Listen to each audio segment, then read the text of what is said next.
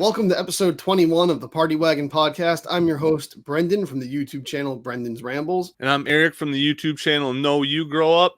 And for news this week, we pretty much just have toy news, and that's really it. There really hasn't been a lot going on in the Ninja Turtles world, but we just had Toy Fair this past weekend, and it definitely wasn't nearly as good of a showing as what like San Diego Comic-Con is, but we did get a couple new things, and not really too much that tickled my fancy, but yeah, still some stuff that I'm sure some people are pretty excited about.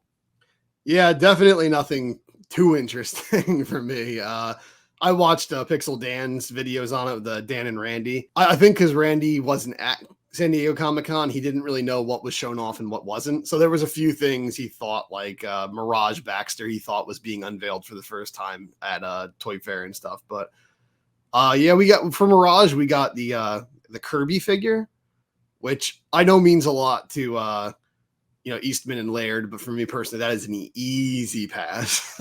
I'm not getting that. Yeah, I might get it just because of how ridiculous it is. It's not like that's one that I'm super stoked about. I don't think it'll be a figure that I pre-order or anything, but if I see it in the store, I'll probably just grab it. But I don't know if that'll be like a wide release or a Target exclusive, because the Mirage line's kind of weird at this point. Like, I feel like when the Mirage line took over the video game line, it was presented like it was going to be a fan channel exclusive, but I feel like now some figures like the Turtles 4-pack seems to possibly be a Target exclusive, and I feel like I'm gonna have to eat crow and make a video about how I was wrong on that here soon. So it's just kind of interesting to see how they've been rolling these figures out.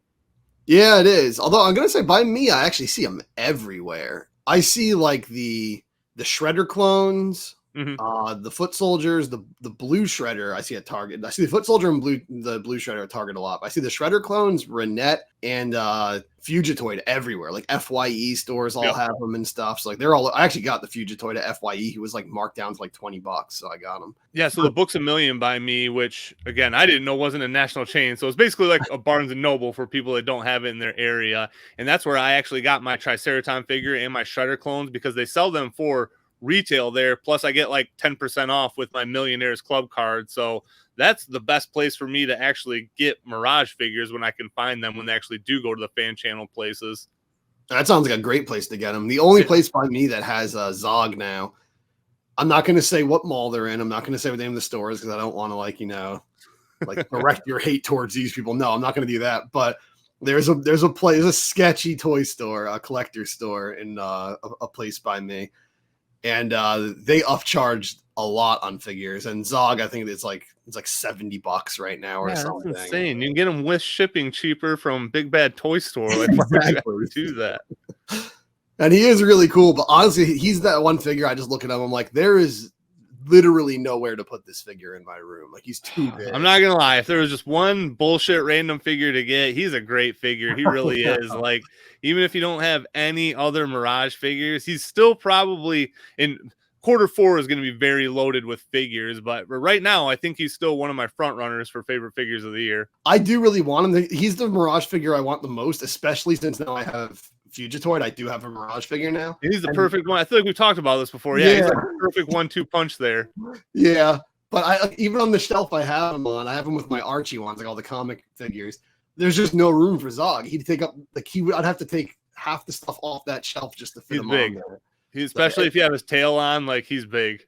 Also, he's gonna be heavy. I don't worry if he's gonna like take the whole shelf down. It's like a little shelf just hanging up. So yeah, I don't know. I want to get him at some point. I'm really gonna have to like seriously rework the way everything's organized in this room, or just put up even more shelves and make the room look even sillier than it already does. But yeah, the Kirby one is an easy pass for me, because that's a part of the Mirage comics I have no love for. Really, I just have no interest in the character. I know it's cool. It's an homage to Jack Kirby, but it's a guy in a sweater holding like a pencil. Like that's an easy pass for me. Well, I haven't looked at him. I was gonna say I haven't looked at him side by side, but is his buck just a repaint of the Baxter Stockman one? I think it is. I think it's the exact same buck. Honestly, I wouldn't even be surprised if those are made out of a lot of reused parts from like the maybe Vernon or something from the Toon line. Like the legs might be Vernon's legs or something. But Rat King I'm probably gonna get, because Rat King looks awesome. Yeah, he's a very sick figure. Leatherhead I'll probably get, even though he's going to be gigantic also. But yeah, but all we really got is we got that, we got some heads, and we got some packages from NECA. Yeah.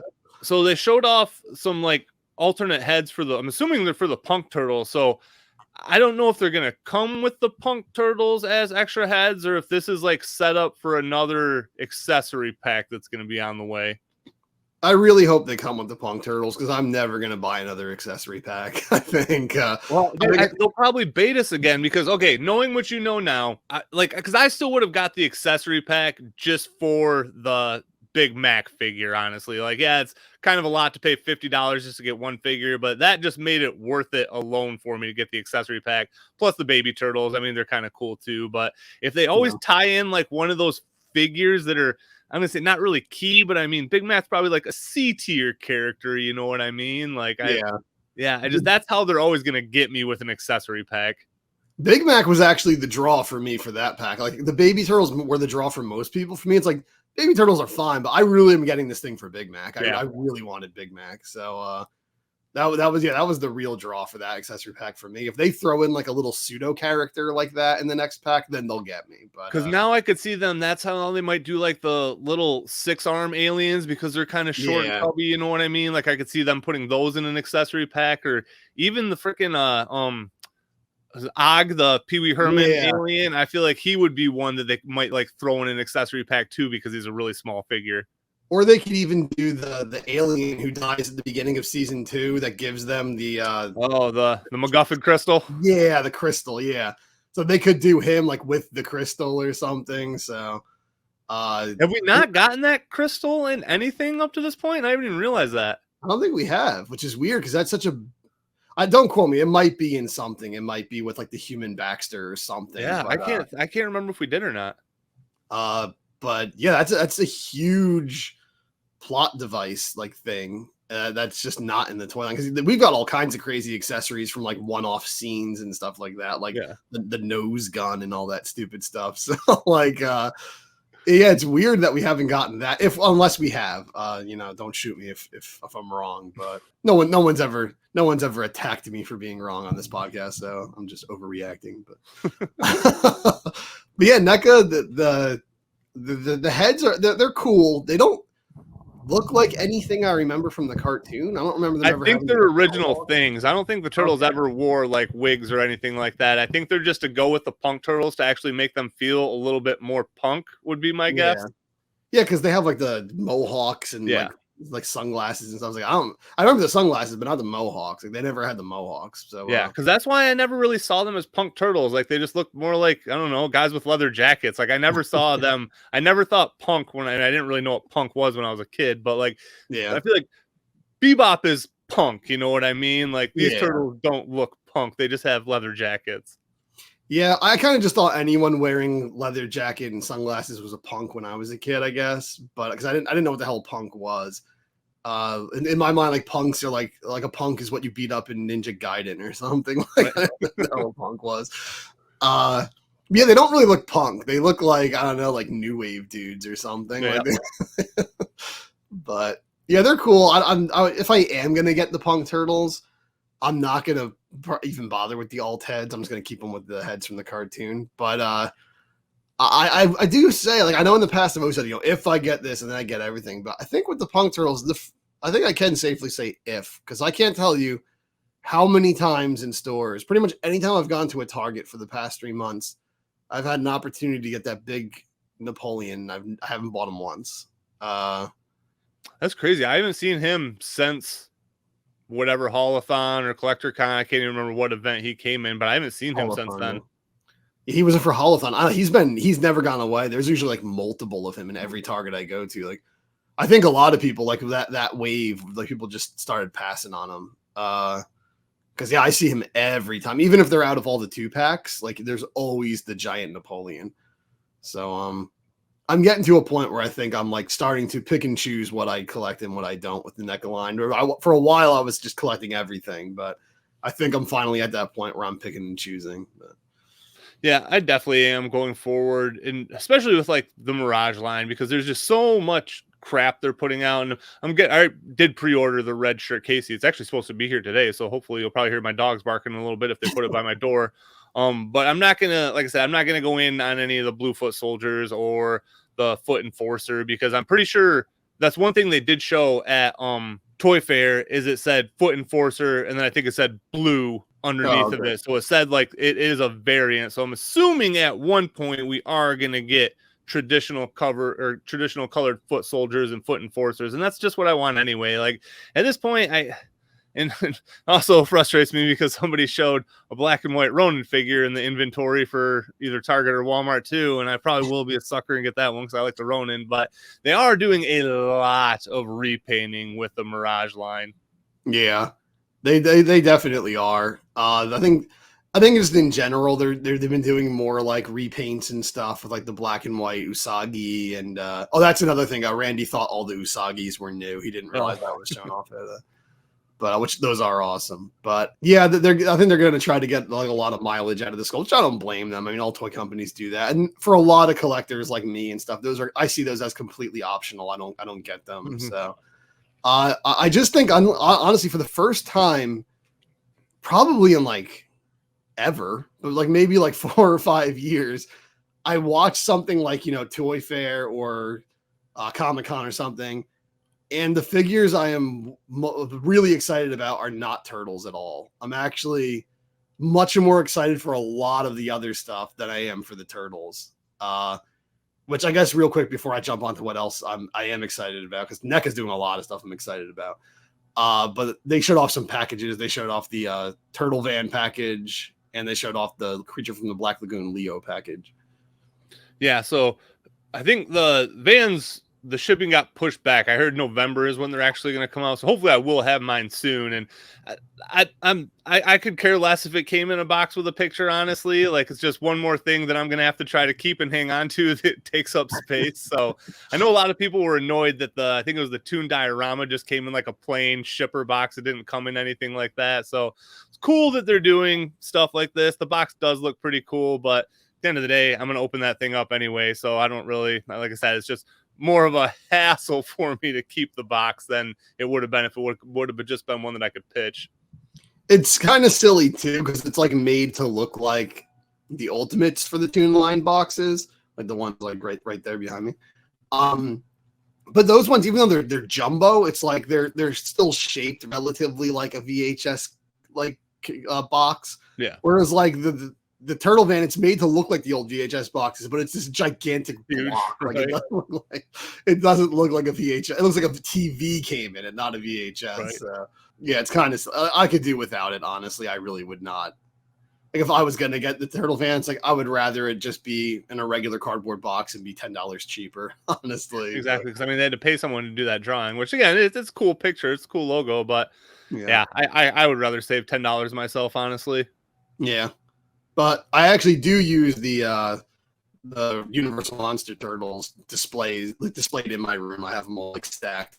So I do like those packages. So the Leo one looks awesome. They didn't show Raph. They said I think he said by New York Comic-Con they'd show Raph's box. So when is New York Comic-Con? How far out are we from that?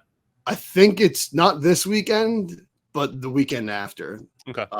I'm going to be in Sleepy Hollow. I'm not going to be there, but I've never gone to New York Comic Con, but I'm not going to be watching it. I'm going to be like, doing Halloween shit and stuff. Yeah. So, I'll probably see. I'm like, so the 14th I'm going to Sleepy Hollow all day, and then the 15th I'm throwing like a Halloween get together thing with a bunch of my friends and hosting it, and nice. Then that night we're going to like a haunted house attraction thing, like some of us. So I'm going to be busy that whole weekend,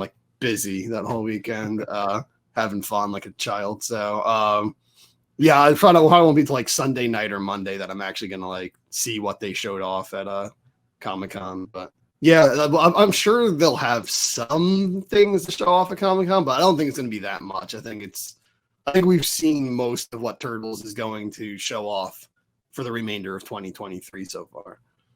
Yeah, I would guess by the volume of stuff they showed off at San Diego Comic-Con, that would be true, because at this point, we pretty much know what they're going to give us in a year, and they're definitely transitioning from less Toon figures to more comic figures through all three of the comic lines they're putting out. And they definitely, I mean, they had figures like Electro Zapper that they didn't really show until it came out. And there was a couple other ones that they just kind of dropped last minute on us. So there probably will be those figures sprinkled in, but yeah, I don't really see them doing too much more when New York Comic Con rolls around. It probably will be more, like you said, just packaging reveals and stuff like that. So we'll see. Time will tell, but yeah. I think honestly, I think they didn't show off Electro Zapper in advance because they figured no one wouldn't even know who the hell he was. Right. I think like they didn't even, like they showed off Bugman because everyone remembers Bugman. But I think if they had put Electro Zapper there, they would have figured most people would be like, "Who the hell is that?" Like, you what was it? He's the only Toon figure that they didn't show off at SDCC that they put out. Is he the only one? I want to say he was. I think he was. Yeah, he was the only surprise figure I think that we got because the year before that we got like the surprise of Robotic Bebop and Robotic Rocksteady. They were shown off in like Kevin Eastman's video in the background, like not even shown off. They were like teased in the background. I want to say even Toon Toko and Razar, I think, just kind of came out. I don't remember, but yeah, I think Electro Zapper was the only surprise that we got this year. Because I think everyone thought Bugman was just going to be an ultimate. Yeah, I definitely did. Or if it was going to come with a surprise figure, I really thought that was going to be when Tempestor came. I thought he was going to be in a 2-pack with her, but that would have been cool. Keep not showing her, just keep drawing it out. I would say the main reason why they should make Tempestra an ultimate is so that they can put like her arcade cabinet in there also. Okay, that would be cool. I would take that for sure. Because that would be a cool display to have her like standing, especially if she came with like kind of like a laser lightning effect, like she's coming out of the arcade cabinet or something. You could like put it behind her. That'd be pretty awesome. So now you're talking. I don't know if they would do that, but yeah, but for the most part, they didn't show a lot, but NECA showed a lot of other stuff. And I'm looking at the turtle stuff. I'm like, yeah, I could pass on that. I could pass on that, pass on that. Then they showed their horror shit. And I'm like, I can't pass on any of this stuff. And they showed so much shit that I want. Like the Toonie Terrors line, which like it started off kind of rough. I think the early ones weren't that good.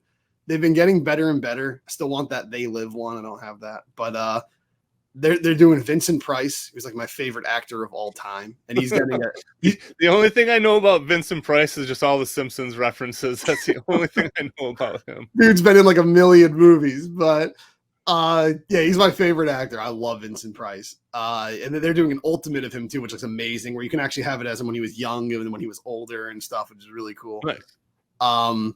It looks like it's kind of made out of some of the same pieces they used for like the Invisible Man or the Phantom of the Opera from like their Universal Monster line. But yeah, they have those coming. They have an ultimate of like Christopher Lee Dracula from the Hammer films, which is awesome. And I think it's not the strongest likeness that they have. Like the Vincent Price likeness is perfect. Like the Elvira likenesses are perfect and stuff. I think the Christopher Lee one's a little off, but it's still awesome. Elvira has like the Toonie Terror one where she's on the couch. I'm definitely getting that. They're doing Sven Gulli is a horror host. And there's a lot of shit. Like I know you're not into like the horror like I am, so a lot of this stuff you're probably like, what the hell is that? But I really don't. Yeah, I know who Elvira is, but yeah. They showed off all that stuff. I'm like, I'm getting all of this stuff. I'm getting all of it. I don't even remember. There was other ones that were really cool. I don't even remember which one, what else they had, but there was a lot that I was like, oh, I need to get this. And Toonie Terrors, I think they're more than they should be. They're like $20, like $17 to $20. They're going to look awesome. So yeah, I'm hyped for a lot of that stuff that they're doing. Still hyped for the dinosaurs ones they're doing, the Jim Henson's dinosaurs. So they still haven't put out Earl yet. And wasn't he shown off at the previous San Diego Comic-Con from Comic-Con 2022? I think he was. They showed Earl. So the thing is, when they showed him at 2022, I believe, I could be wrong, but I believe they said it was a package of Earl and Baby Sinclair. Okay. Now at this one, they showed them with like their accessories and stuff, and Baby is going to be his own separate thing. Okay. Which is a little weird because he's really tiny. Well, it'll be like same with Mirage Splinter. He'll still be a $35 figure probably, and we'll probably just load him up. He'll probably come with like a high chair to sit in and shit. Does, yeah. They showed the high chair. He's got like a bunch of accessories. He's like the frying pan, so he can. Oh yeah, that's the one thing I knew for sure. I think I had. Did they have McDonald's toys of them? And was that what he had? Did he have like an action feature like that? They probably did. You can do not the mama. Yep. Bash him on the head. Yeah. I want to say one of them had a squirt water feature too, if I'm remembering right. Maybe I'm mixing up McDonald's toys, but I'm pretty sure they had a wave of those for McDonald's toys at one point. I feel like every time McDonald's or Burger King or any of them did figures like that, one of them was a wind-up toy and one of them was a water squirting toy. Like they pretty much like they just recycled the same action features over and over again. I mean, there's only so many action features you can put in a 35-cent toy. So the Mario ones, they got kind of creative. Remember they had like the suction cup with the spring on it? Those are some good ones. Yeah, because I think they had Goombas. They're two different kind of Goombas. I think they had two different flips on them. I could be wrong. I think so. I remember I had the red Koopa Troopa where like you wind them up. I think his wings flapped, I believe. But he had a wind up. I don't remember what the hell he did, but he had a wind up. Yeah, I was kind of hoping they would show more of the dinosaurs, but it's still just Erlen the baby. So which I guess is good. I don't want them rushing out too much shit and me going pro because Earl's probably going to cost like $60 or something. I assume he's huge. So I bet he'll probably be like on the Triceratops price point, probably $50. I bet is where they'll come in. I don't think they've broken the $50 threshold on any Ultimates yet. I could be wrong. Yeah, I don't. Maybe Godzilla stuff, maybe at one point, but I don't even know about that. Yeah, I don't know because he looks like kind of like Godzilla. He's that big, chunky. He's a lump who gets bigger as he goes down, and then he's got that big tail. So he's kind of the same build as Godzilla, really. So, honestly, a lot of designing him they probably designed him the same way they designed the Godzilla figures. But, yeah, I can't remember all there was a lot of horror stuff that I was super excited for, but I don't remember all of them. Oh, Vampira, she's getting one. Old host from she was in like Plan 9 from Outer Space and stuff. Yeah. She's like what Elvira was like a spin-off of. Like Elvira was kind of a joke on Vampira. Oh, okay. Yeah, they had a lot of cool stuff. A lot of like classic horror stuff, which I really like. I'm still waiting. I'm still hoping they do the Universal monsters in the Toonie Terrors at some point. But they haven't done that. Kind of weird they haven't, yeah. But then they're doing the Toonie stuff for like non-terrors now because they're doing like a Murder She Wrote Jessica Fletcher figure. Yeah, it actually looks really good. It's like a cartoon, but it looks just like her. And I don't remember who else they're doing a lot of weird ones, but yeah, that's cool. And they're gonna tap into somebody's obsession doing that. So right. Yeah, I was actually really surprised though because they showed off all the horror stuff, and usually I don't know if it's going on yet. Usually NECA does their 31 days of horror, where like in October they show off a different horror thing every day. Yep. That's when we got like all like the showings of Invisible Man Dawn and Van Helsing, Splinter, and Phantom Casey and stuff. But I was surprised with all of this horror stuff they've been showing off.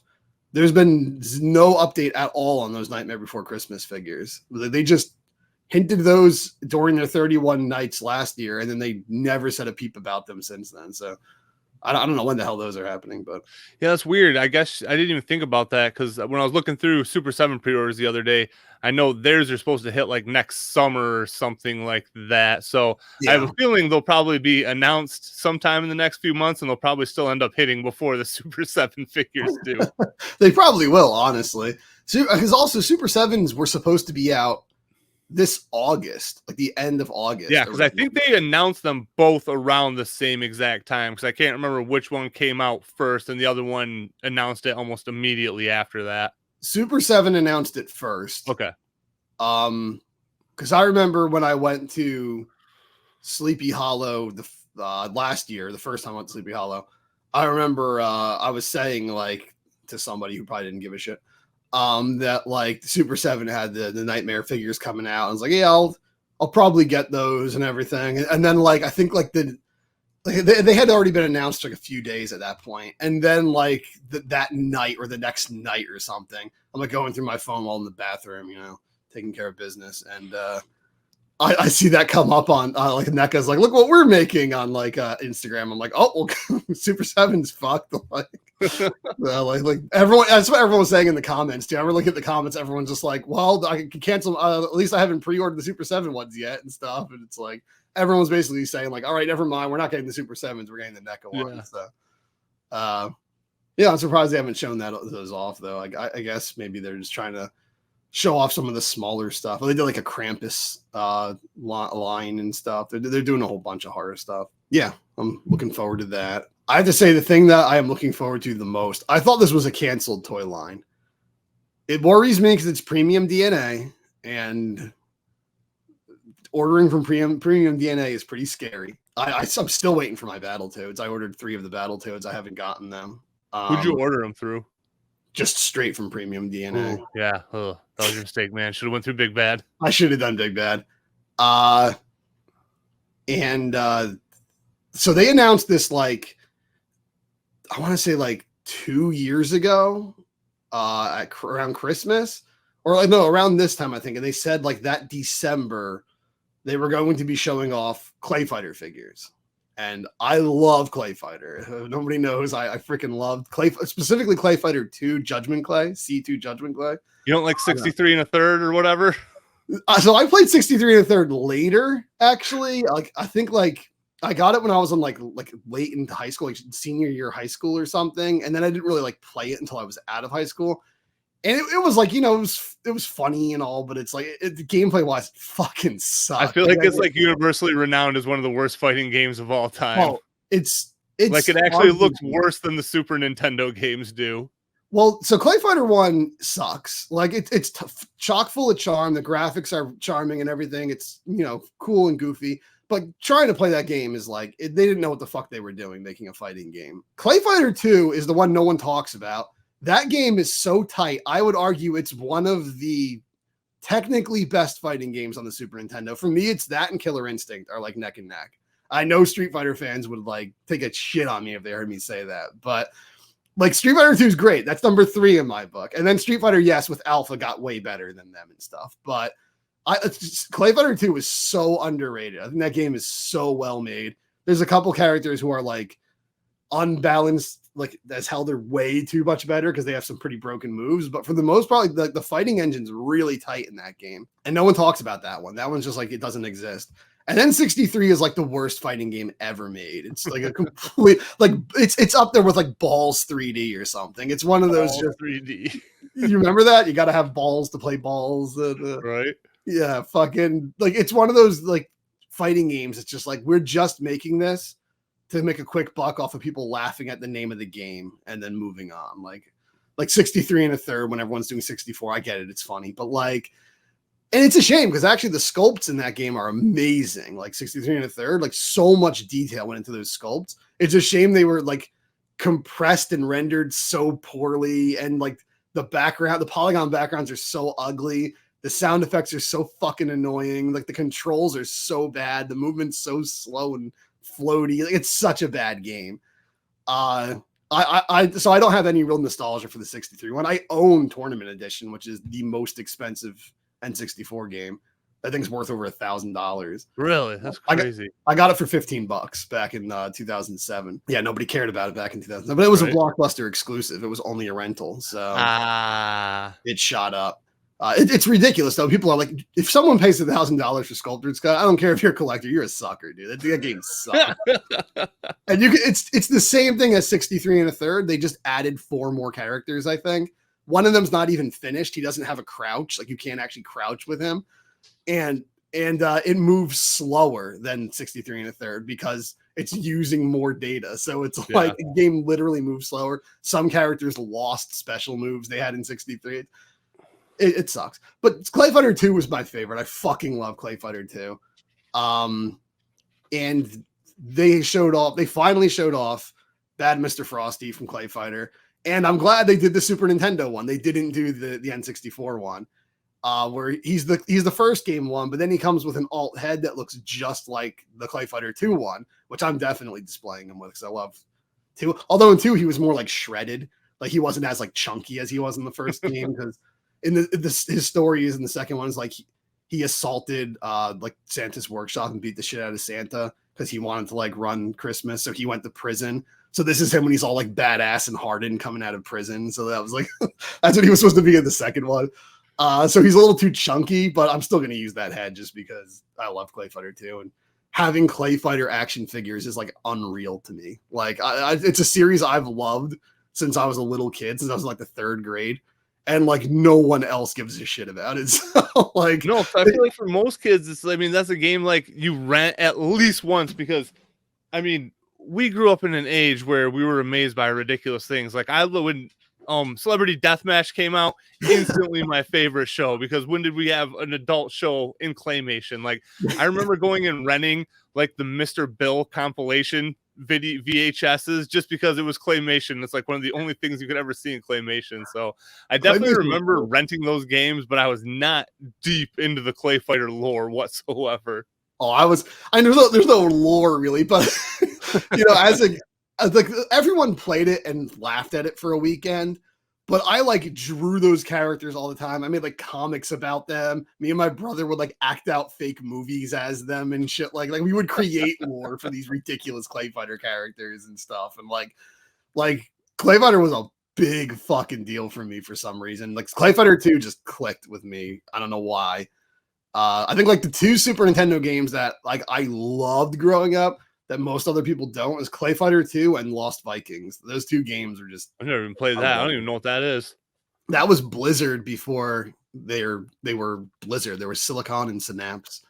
That was like I want to say that was their first game. It's like a puzzle platformer where you play as 3 Vikings with different abilities to like... But it's a ton of fun. I love it. But yeah, and the Clay Fighter toys, they're actually based on, they referenced the actual molds they use for the game. So like the thumbprints from the sculptors are on the figures that like Premium DNA is making and stuff. So like cool. They're really cool. And they said more are coming. I'm super hyped to see like who else they do. I don't know how the hell you're gonna do like Blob as like an articulated action figure. He's just a lump, or like Taffy. He's like just a bendy guy. Right. But I'm fucking hyped for those, dude. I'm so hyped. It's just like, fuck, why does it have to be Premium DNA? Because then I'm probably never gonna get them. I'm gonna buy them. They're just gonna get lost and like. Well, that's why I was surprised when you started talking about Premium DNA. I thought you were going down the route of the Earthworm Jim figures, because I'm pretty sure those just got shown off. Yeah, so they do have some cool IPs, some cool figures, but I just can't do business with that company. And again, no beef to anybody that does either. I'm not like, don't fucking buy shit from them, but yeah. Like they scorned me, and I can't forgive them. They never scorned me with their original. They scorned me when they were Megalopolis, and I ordered the Super 7 Rocksteady from them. Yeah, I'm still holding my grudge from that. So, but I mean, at least they gave me a refund. At least I got my money back. Yeah, I ended up getting my money back, but I had to correct them 2 different times on the amount of money they tried giving me. Some people didn't even get their refunds. No, exactly. Like some people got straight up hosed. So in those cases, though, I'm not throwing any shade. And if you did do this and it still happened, I'm sorry. I don't mean any shade at anybody, but I do feel like most people in that case, they probably just didn't fight it. Like they probably saw. Well, that's what I'm saying. I had to be on them. Like I was emailing them every other day, being like, "Yo, where's my money? Yo, where's my money? Yo, where's my money?" So yeah, I've heard some really bad horror stories about them. The Earthworm Jim, like I would definitely get those Earthworm Jim ones. The only reason I'm holding off, because Earthworm Jim was actually way bigger for me growing up than Battletoads even was. I love Earthworm Jim, but the only reason I'm holding off on those is one, it's too fucking expensive. Like for those figures, like all those figures, I just can't pour that kind of money out right now. I'm bleeding money at the moment. I mean, it's essentially like another Super 7 line, basically. It is, yeah. It's actually, I think, a little bit more. Oh, they are. I thought they were a little bit cheaper. For some reason, I thought their basic figures were around 40, but I don't know why. No, I think they're about 55. It depends, because one of the Battletoads ones was randomly like 35, and then the other one's like 55, and then the huge ones are like $200. Yeah. But I think the Earthworm Jim one, if you get it, the 4 figures and the accessory pack with all the gym heads and stuff and the full worm, I think it comes out to like over $200. Okay. Because I know, like, I want to say, because the Barnyard Commandos were like on super sale on Big Bad Toy Store. I think the wave was like 51% off, and I think it was less than $100 for the whole wave at that point. See, if that happens with Earthworm Jim, I'll grab them. Yeah, but it might not, because Earthworm Jim is a bigger IP than Barnyard Commandos. Like the thing is, though, I feel like along with Super 7, when you're at this really high price point, I feel like that just instantly turns people off. You know what I mean? Yeah. I feel like people see that $50 benchmark and they're like, "No, I'm not even fucking touching these." And I feel like that's like why those brands do tend to go to clearance more than like NECA does, who comes in a little bit cheaper than that. Yeah, because your average person, and they're going to buy collectibles. Your average person is only going to buy a few collectibles. They're not going to get the whole fucking line. They're going to go there to the aisle in Target, and be like, oh, Freddy Krueger from Nightmare 3. I loved that movie growing up. I'm going to put that on my work desk at home. Yeah. Like, that's it. Like, they're just going to buy the one they want. So, like, if they see, like, oh, cool, I remember this, and then they pick it up, it's $60. Like, oh, fuck no. They're going to put it back on the Right. shelf. So, like, you really got to low. And even people who do collect the whole line, I mean, like, the whole wave, like, I usually do. And for Battletoads, I only got 3 of them, and I'm fine. Like, I don't need any more of those. I don't need those humongous figures. Like, I don't even. And I only really played the NES one. I didn't play Battle Maniacs, so I didn't even know most of the bosses looked like that. To be honest. Yeah, right. So, yeah, if Earthworm Jim gets marked down, I'll definitely get those from Big Bad.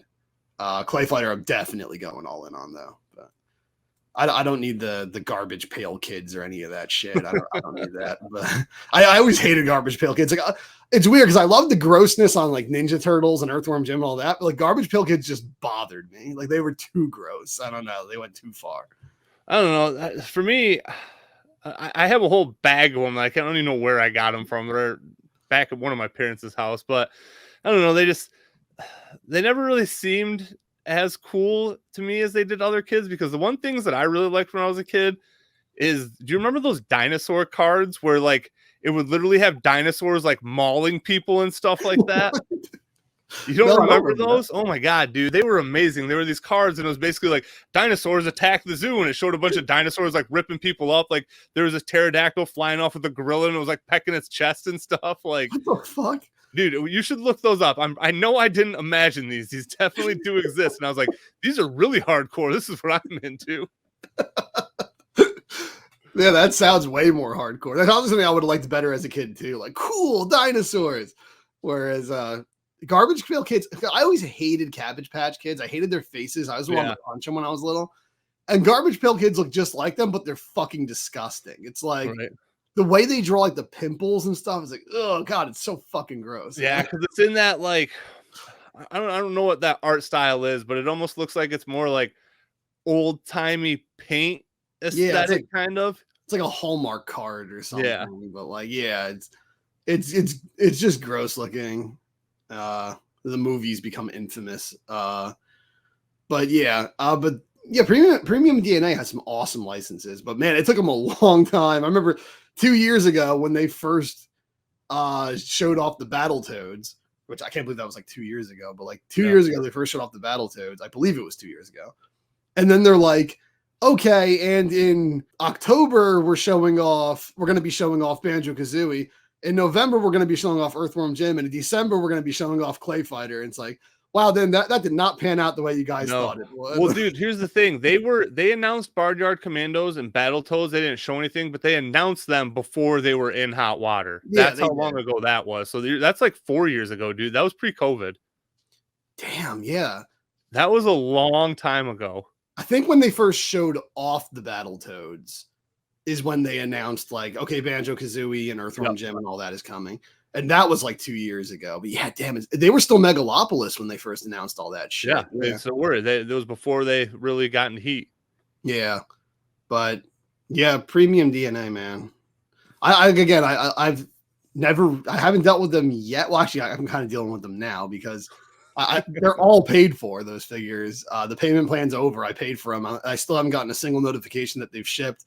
I've seen that Pixel Dan and Toy Bro and all of them have gotten the Battletoads figures. So I don't know where the hell my Battletoads figures are. They're not saying a peep. Hopefully they show up at some point. But one thing I like about their figures too is they're actually one of the only other companies that really scales with Super 7 Ultimates pretty well. Yeah, that they're definitely the most comparable to each other. They're bigger, chunkier figures. They come in at that higher price point, and I feel like even the materials look very similar. Yeah, I've never held one in hand though. I'm curious to see what they feel like in hand. But from what I can see, that the Toads they scale like perfectly with the Super 7 turtles. Yeah, like the turtles themselves, not the other characters, but the turtles themselves. Yeah. Speaking of Super 7, I actually just got my glow in the dark Slash. So 3 drops this year, all glow in the darks, no regular waves, but he does look like a pretty sweet figure. I haven't opened him up yet, so I am pretty excited for that figure. I wish they would just get out a regular wave, which they actually showed off some stuff. So at Comic-Con, they only really showed, I think, just wave 8 Yeah. of the figures. I think that's all they really showed for Ultimate Turtles. And in this one, they showed off very prototypey prototypes for Wave 7. So they did show a Gorilla who looks almost exactly the same mold-wise, but I'm not sure if I'm right here, but it looked like his bazooka was scaled down quite a bit to me. I could be wrong, but it definitely looked like it was a lot smaller. So they had prototypes for all of Wave 7, and they actually had painted figures for Wave 9, and they all looked gorgeous. Like Wingnut looks so sweet. I feel like if he comes out looking the way he's looking right now, he's going to be one of the best figures in the line for sure. I still need to check those out. I actually hadn't seen those. I saw a bunch of Pixel Dan's videos. Yeah, we were talking before the thing we do, the podcast. We were talking about the podcast. The thing we do, the thing we're doing right now.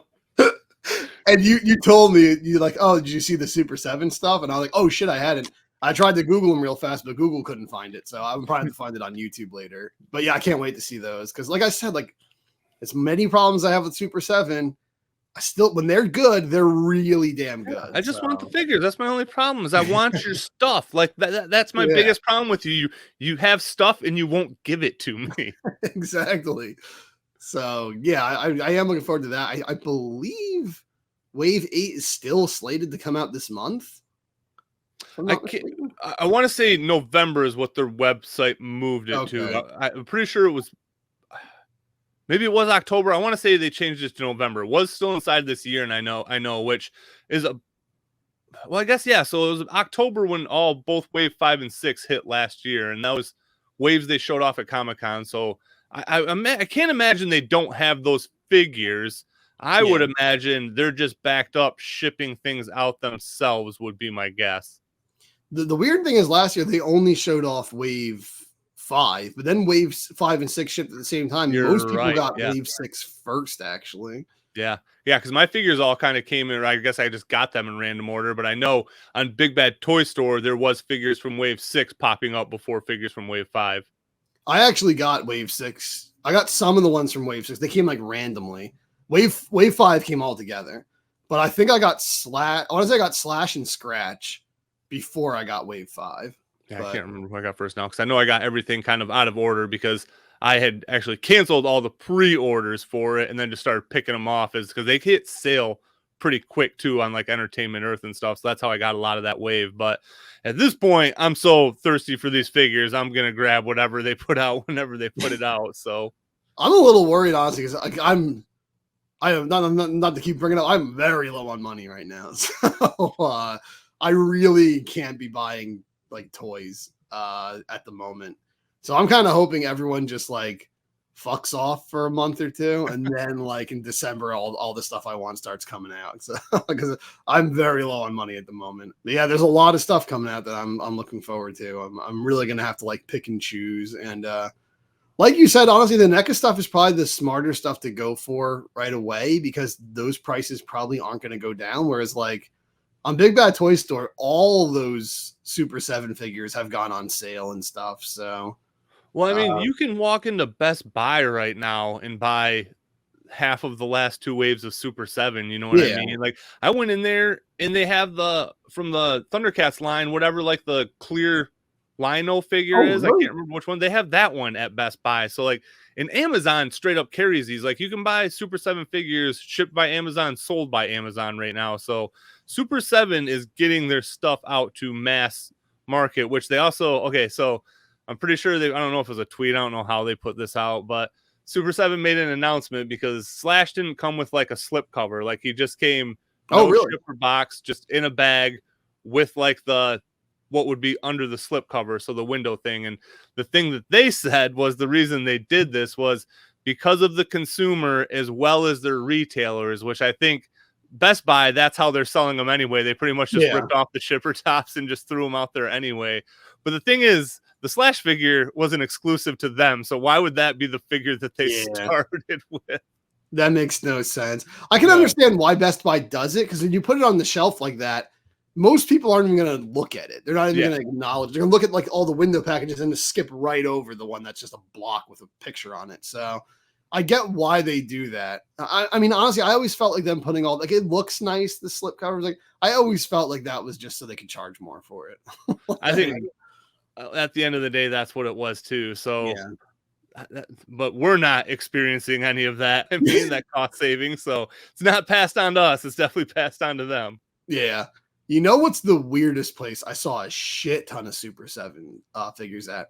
So I don't know if it's like this by you, but Macy's owns Toys R Us now. Yeah. So if you go to like the downstairs or upstairs of a Macy's, depending on which one it is, they have a whole section that's Toys R Us. And it's a bunch of kids' toys and stuff. I was in one of the malls by me. Just a table, just only the 4 turtles, like Raph, Leo, Don, and Mike, but like a shit ton of them. There must have been like 20 of each turtle. Of Ultimates? The Super 7 Ultimates, yeah. And again, they didn't have the slipcover on. They were just like the window box, but a ton of them. I didn't check the price, but there was a ton of them there. So I assume they're going for cheaper than they used to, maybe. So I don't know. If you're having trouble finding them, go to Macy's. You might find a ton of them at Macy's. So yeah, Super 7, I think, is getting better at actually getting their figures out there in retail. Because they have the access to it, like reactions in every retail store. Oh yeah, everywhere.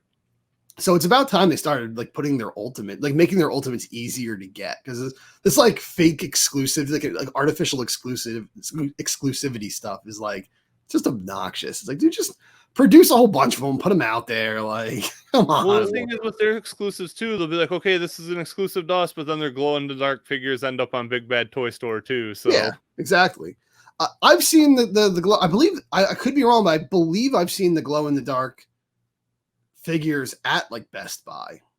I could be wrong, but I think I've seen the glow in the dark figures at Best Buy. Well, like I said, I saw that clear or whatever that Lino figure is. Like that was definitely an exclusive figure. It was a one-off figure. So I feel like I've seen the glow in the dark Mutagen Man at a Best Buy before. That one wouldn't surprise me, because I mean they were selling him for more than, I think I got my second one for like $22 or something like that. He went way the hell down. Yeah. But yeah, I mean, just get your shit out there, man. Just a bunch of figures.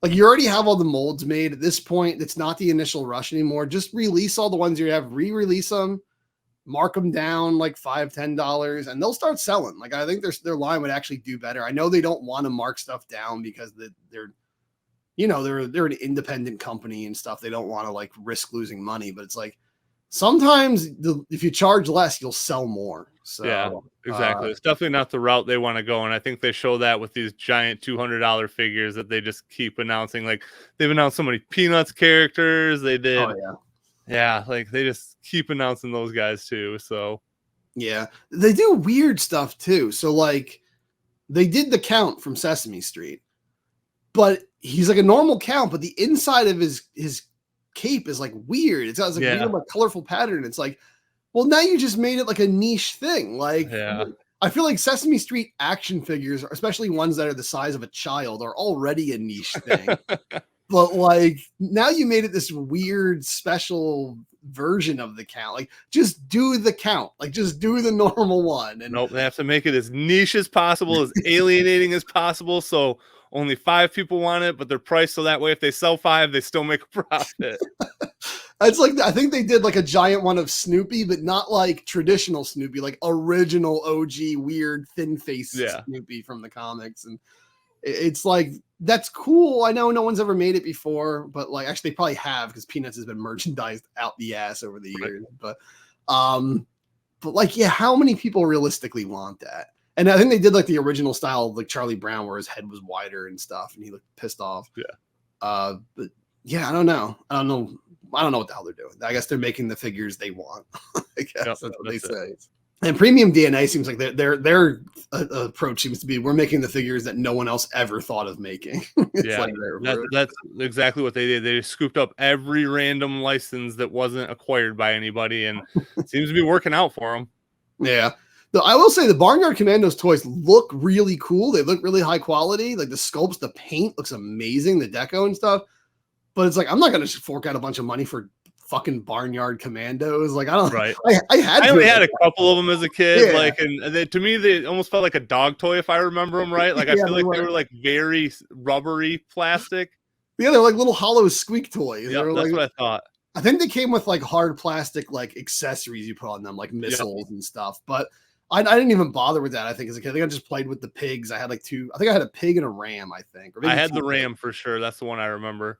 Oh, okay, I definitely had two of them. I just don't remember if it was two pigs or a pig and a ram. I know I had one pig, and yeah, I like the way they smelled. They smelled like pool toys. Like, you know, I know what you're talking about. Yes, I know exactly what you're talking about. And like when I especially if was you squeeze the air thing, like you could really smell yeah, it coming out of there.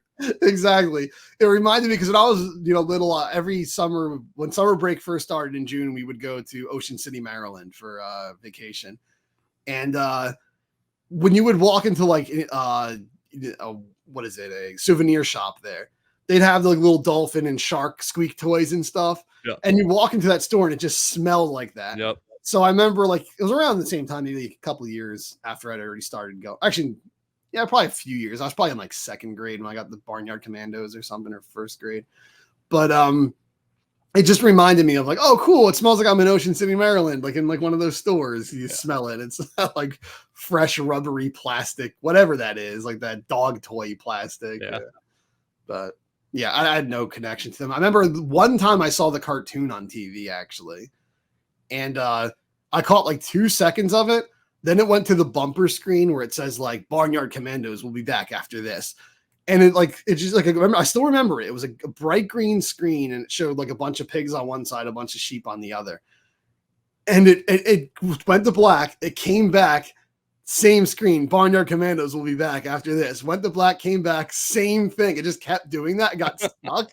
So it's like I saw that screen for like the rest of that half hour. I saw 2 seconds of the actual show. And then I just saw that bumper screen like over and over again. This is like, that was my exposure to Barnyard Commandos. So yeah, I don't give a shit about Barnyard Commandos. Yeah, it's not great memories there. Yeah, but then, like who's the one doing like the biker mice from Mars? Nacelle. Okay. Again, I have no connection to them, but those figures look pretty sweet actually. Yeah. But again, they're just renders. Like once you actually see things, that's when you can really start judging things. Because Super 7 can make a mean render, but sometimes their final product is not always what the render was. Yeah, no, they had one of the mice at least one of them at Toy Fair. Oh, nice. Okay, I didn't see that. They had like the tan one I saw. He looked pretty cool actually. Like again, I don't give a shit about like I didn't even see a glitchy commercial break for them. I didn't see anything for Biker Mice from Mars. But yeah, you know what needs to come back now? I challenge someone to bring back Snailians. Do you remember Snailians? For some reason, I thought you were going to say Pizza Samurai Cats. No, the people actually know what that is. I feel like I'm the only human being on planet Earth. I definitely don't know what Snailians are. So they were alien snails. They were like they came with like a heart. They were only toys. They never had a show or anything, I think. But they had like a hard shell, and then it was like a rubbery, like kind of snail guy. You could stuff him in there and take him out. He's all buff and stuff. And I just remember seeing those commercials all the time as a kid, the Snailians. Well, not all the time, but when they were out, and like laughing at the name. And I don't think anyone else on planet Earth remembers. There's probably that one guy who's like, man, I wish they'd bring Snailians back. But I dare you, Premium DNA, bring back Snailians. This is April O'Neil, Channel 6 News, and you're watching the Party Wagon Podcast. All right, you guys. So for the main portion of this podcast, we're going to talk about the Bayverse movies. So this was one we knew was coming down the line eventually. We weren't sure when we were going to talk about this movie. I know you have talked about the Bayverse movies on your channel before. I have not. They are movies that I wasn't super into the fandom around this time. Like, it was definitely probably one of my dark ages with the Turtles when they came out. Like, right a little bit after 2016 is when I kind of started ramping back up with things, I would say. So didn't have a lot of, I guess, skin in the game at the time. I remember not really loving either one of the movies. I remember liking Out of the Shadows a little bit more. And that's definitely the same vibe that I got when I watched them this time too. So definitely neither movie was as bad as I remember it being. I actually enjoyed both of them more than I thought I was going to. But it definitely seems like a tale of two movies. Even though they're in the same universe, things feel very different between both of these movies. Oh, for sure. I feel like they're, if not for the designs of the Turtles, the casting of April and Vernon, and April referencing in the second one that she named the Turtles, which we'll get to. If not for that, then Out of the Shadows feels like its own movie. It feels like it's not connected to the first one at all. Yeah, I definitely think that. So the first movie to me, I know when everything was like first coming about for this movie, when we were first hearing it, we heard that the turtles were going to be aliens. Like they were going to have this completely different backstory that they'd never had before. I feel like when that information leaked out, everybody hated it. There was a ton of backlash. So they went with the more traditional route for this story as far as like the turtles' origin story goes. And honestly, it's exactly the same as Mutant Mayhem. Yeah, it's the exact same backstory. It is. Like it's to the point where like Splinter just learns ninjutsu from some crap that's laying in the sewers. The way that the turtles, when they're little kids, watch the human world in New York and want to be New Yorkers and everything. Like it's the same freaking origin story.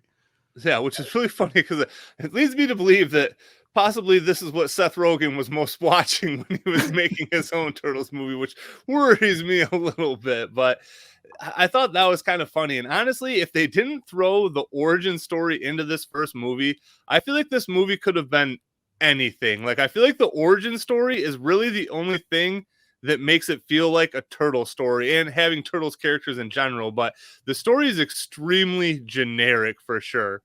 Oh, it is. And I mean, saying that they have turtles characters is kind of debatable because outside of the turtles and Splinter, anyone else with a turtle character name is not really that character. Like Shredder is really not the Shredder, and Karai and the Foot Soldiers, they're like a SWAT team. They're not even really ninja, and they have a gun. So yeah, this is what I really don't remember from the first time I watched it too. Like I did not realize that they never even used any ninja gear whatsoever. They used guns and guns exclusively. Yeah, they're just like they're the kind of guys you'd think would be protecting Baxter Stockman or something. Yeah. Makes a bit more sense when you consider that Eric Sachs was originally going to be the main villain of the movie. Okay, yeah. So, and that's what that is kind of the thing. There's kind of this duality where there is two main villains. Like you kind of have Shredder and then you have Eric Sachs as well. And essentially Eric Sachs was like his like orphan child, but not really. Like it was kind of like that took him under his wing type situation. And I feel like there was like no real dynamic between those two characters either. Honestly, I feel like they didn't really mesh that well together. Yeah, they were supposed to have gone like way back since like Eric Sachs was a kid, but it's like they felt like they didn't even know each other. They felt like they felt like they were from different movies. Honestly, like Shredder's some dude out of a Kurosawa film, and then Eric Sachs is just like a villain from a Transformers movie or something. And yeah, so originally when we got that first supposed script leak, it said the turtles were aliens, which some people tried to defend that. Like it said they were alien in origin, not that they were alien. That could just mean the ooze was alien in origin, which technically it was in the cartoon show and stuff. But we've seen concept artwork of them looking like fucking aliens. So like they were going to be aliens at first. And it said Shredder was a white business dude. So like people got pissed about that. And so they just wrote in this old Asian dude as Shredder. Like they filmed those scenes later and put them into the movie. Originally, when you see that big Megatron covered in blades at the end, that's supposed to be Eric Sachs inside of that suit. They just rewrote it to be this Japanese dude. So the movie definitely feels like it was being rewritten up until like the last day. Yeah, and I can definitely see that too, because that would make sense why. Well, it makes sense that he's the robot for a couple reasons. So one, the turtles are basically like superheroes in this version as well too. So they're not just like I feel like the turtles were very, what do I want to say, like mortal in every other iteration. And this one they feel damn near invincible pretty much to the point where they can crash into Humvees and like they're totally fine. And the Shredder. The first battle scene we see, Raph fucking picks up a tractor trailer and swings it like a fucking baseball bat. It's like, what the fuck is that? He's Hulk. Oh yeah, so that's I can understand why they had to like soup Shredder up to be able to handle that kind of stuff too. But I didn't hate Shredder as much as I remembered hating him before. I think the armor suit is a bit much for sure, but I think you mentioned this when we did our Shredder ranking videos. You're like, he's the coolest when he's actually out of his costume, and that's for sure. Like, absolutely. Like, when he first appears, he looks ominous as fuck. Like, he's just the shadow. He's like 7 foot tall, and once it shows his face, he's got all these scars and stuff. And I'm not gonna lie, I did like that part of Shredder before he ever puts on the armor. Because there's like a disconnect. The armor covers so much that you don't feel like it's the same dude. Yeah. Like, you know, the original one, you barely see him, but you can just see those eyes in the 1990 movie. That's enough to be like, okay, there's a human in there. That's the same guy that was in the flashbacks that we saw earlier. Yeah. In this movie, it really just feels like there's 3 main villains. There's Eric Sachs, there's the ominous Japanese dude, and then there's just a giant robot. And like, they don't feel like any of them are connected. So yeah, because that's how the Shredder really does feel in the armor version. He feels like a robot. It doesn't feel like there's even a human inside of it, really. They did the same thing around the same time, a little earlier. I think it was like 2011, 2012. They did the Wolverine with Silver Samurai, and Silver Samurai was like a big mecha suit thing in there. Like, they turned him into like a transformer. For some reason, they just kept doing that at that time. Like, Transformers are hot.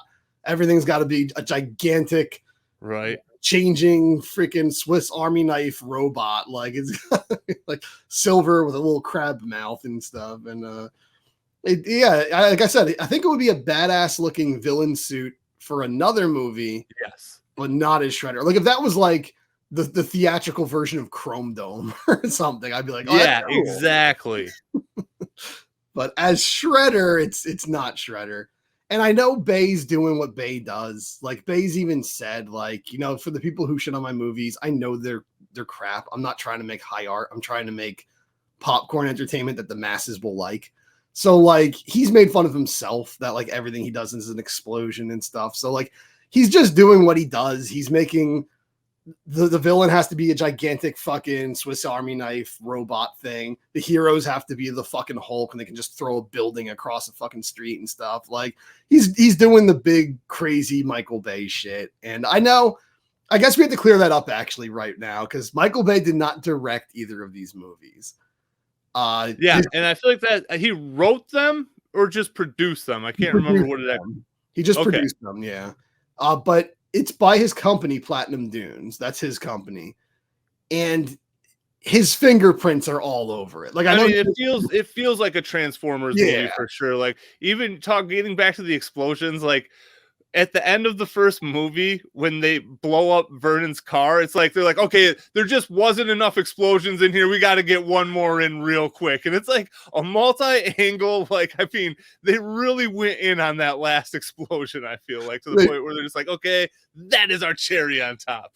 It feels like Michael Bay's like, my fan base pleasures themselves to my explosions. So, like, I have to give them a real nice, sexy one at the end of the movie. Like, and the Turtles are fucking dicks. Like, Vernon just got that nice ass car, like, it was all like hooked up and stuff, and they just obliterate it. And Mike's like, oops. It's like, dude, you're a fucking dick. Fuck you, Mike. Mike's kind of a douche in this movie, honestly.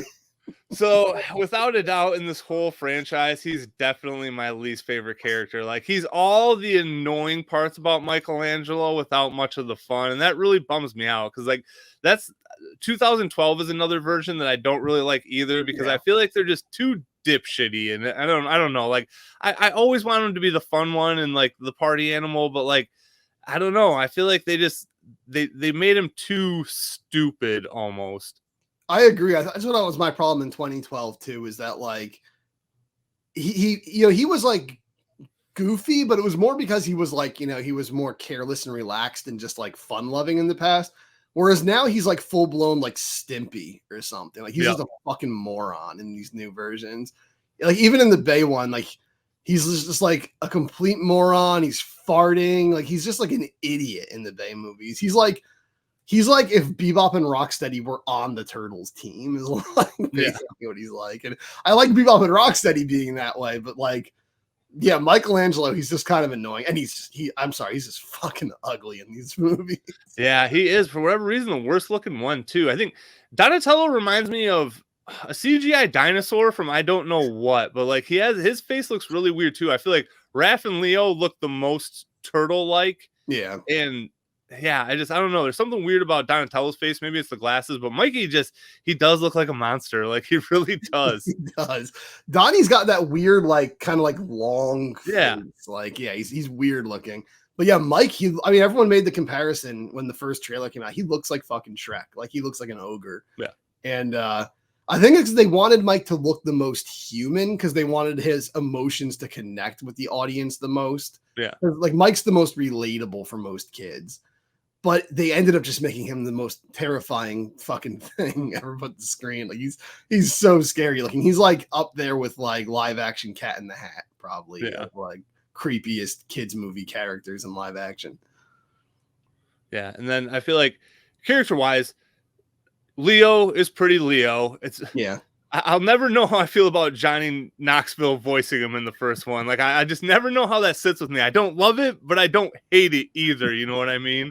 Yeah, I think Johnny Knoxville would have been better for like Mike or something, honestly. Like Leo seems too like prim proper and like clean, like straight edge to be one of the guys from Jackass. And I feel like Johnny Knoxville did a good job of portraying that, but like that's not what you want out of a Johnny Knoxville character. Exactly. Like he did a ton of voices in King of the Hill, and that's what I like him as, is playing like ridiculous characters. Yeah, I think you want.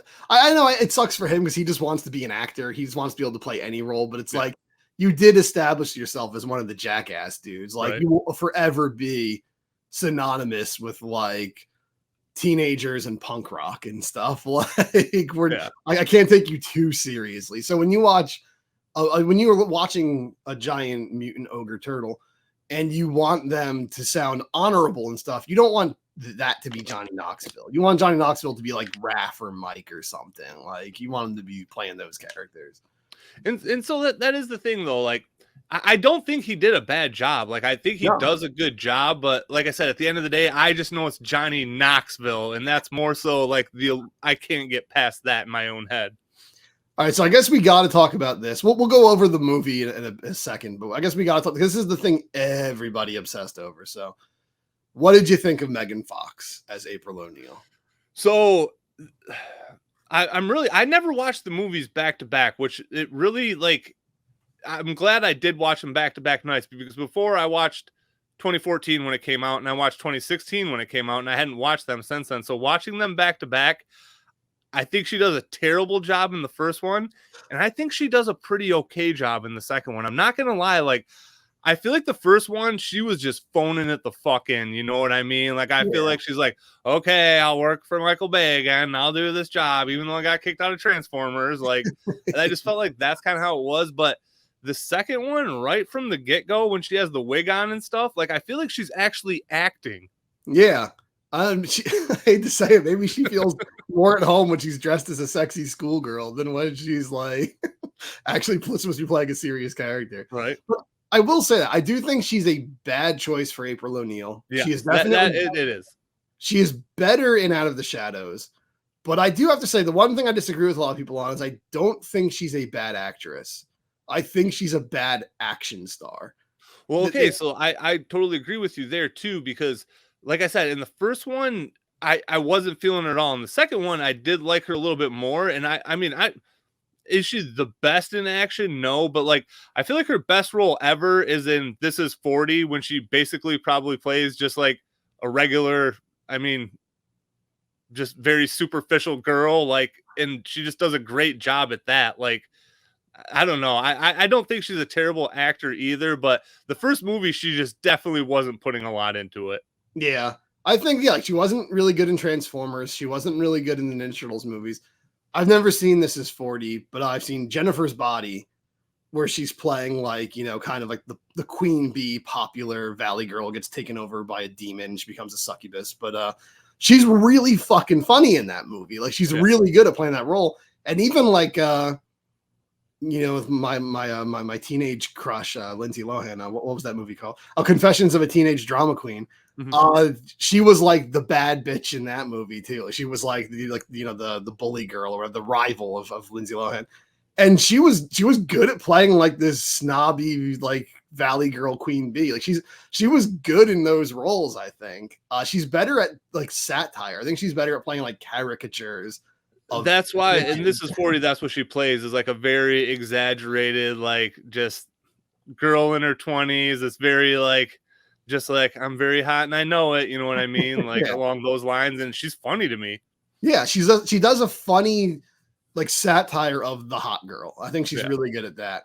But when they tried to make her like a serious action star, it just doesn't work. Like she just comes off flat. She just comes off like she's just phoning it in. She doesn't give a shit. She's like, can we just finish this up so I can go to sleep? Like it just feels like she doesn't give a shit. And it's even worse in the first movie. Like some of her reactions when she's supposed to be shocked by like stuff she's seeing, she's just kind of like her mouth just hanging open. Like she doesn't give a shit. She's almost rolling her eyes on camera. It's like and the problem is so, and I will say some good stuff that I do like about this movie at one point, but she's definitely like the main character of this movie. I feel like she without a doubt has the most screen time, especially in the beginning, because the turtles don't show up until about 20 minutes into this movie. I had it clocked at. You don't get your first good look at the turtles until 20 minutes in, and it's just Megan Fox talking to people before that, essentially.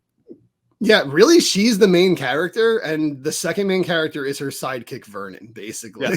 Like it's really a human story, an outsider story about the turtles. We're like the main plot surrounds the turtles, but that's not who we're following. We're following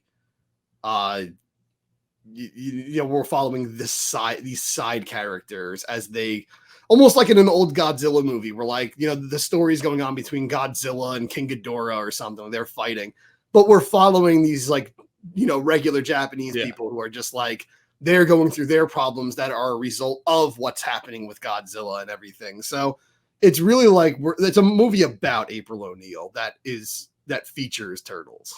Yeah. And that's why I feel like you could just remove all the turtles side plot and just replace them with any action heroes to help them, and it would still be the same movie essentially, and replace Shredder with any other villain and it would still just be the same movie. Yeah. I mean, hell, you wouldn't even have to change Shredder's design. No, exactly. Big mecha thing. No one would even think like, oh, was that supposed to be Shredder at some point? Like everyone would just be like, oh, cool villain for your new superhero movie. Yeah. And so when the turtles do show up, so Lacey had walked in when I was watching this and she started talking to me about it. And she was like, did you like these movies? I was like, the first one doesn't really do anything for me. And she's like, I liked them. What don't you like about them? And it was like when they're all like coming through the sewers and they're like flying down and stuff like that. And she's like, this stuff right here is really fun. And that stuff is pretty fun. When they do show turtles doing turtle stuff, it's not terrible in this movie. Like if you get away from the designs, the turtles aren't really terrible turtles in this movie. No, they're really not, honestly. I think that was the big complaint I had and a lot of people had after seeing this. I remember watching Andre Meadows from a Black Nerd Comedy. I remember what he did a review of the movie when it was brand new. And I agreed with like everything that dude said in his video. Because I remember him saying like that one scene where they're on the elevator, the MC Mikey, and they all start getting into it and they all start like jamming out. And then they instantly, as soon as the door opens, they crack back to being serious and they go back and they're like, that's what we wanted more of. That's what we would love to see more of. That was a great taste of what the turtles could have been, but we just didn't get enough time with them. Yeah. So, and I feel like we'll kind of gradually transition and by making comparisons to the second movie. So like, I feel like that's exactly the stuff they took and ran with in the second movie, is like those little instances that people made that wanted more of. That's basically what they made into the entire second movie. And then nobody watched it. Right. Which is funny because I mean, I think the second one is a much better turtle story for sure. I kind of enjoyed the second one watching it. I'm not going to lie. Like I was much more into that one than I thought I was going to. Yeah. But yeah, like the turtles are good turtles. And the one problem with the first one is I feel like Donatello didn't really get enough action, but they kind of made up for that one in the second one. I feel like he's really the only one that doesn't really get a lot of development in the first movie, but I like his character a lot and I like his voice actor a lot. I really like his voice in both the movies. Yeah, it really fits him, honestly. I just kind of took it for granted and didn't think, but now that you mention it, he has a really good voice because he has that nerdy element, but it's not like super over the top like it is usually now, where he just sounds like a complete cowering geek. Like he sounds more nerdy and more, but he also sounds more like kind of like confident and collected than the other turtles. Yeah, I feel like he's kind of like he's not like an exact ripoff of the Toon Donatello, but I feel like that's what that dude was kind of channeling when he was doing it. I really get a Toon Donatello vibe for it, but he sounds a little bit less toony and more real world. Yeah. On the Toon when he was like over there, like, wow, I just made this flux modulator and all this. But I mean, especially in the second movie, that's how he talks. He talks in gibberish the entire time, pretty much. Well, I mean, we'll get to the second one, but that is what I liked that second one. It feels like you're watching a theatrical version of an 87 episode. But yeah, well, I guess we're still on the first one.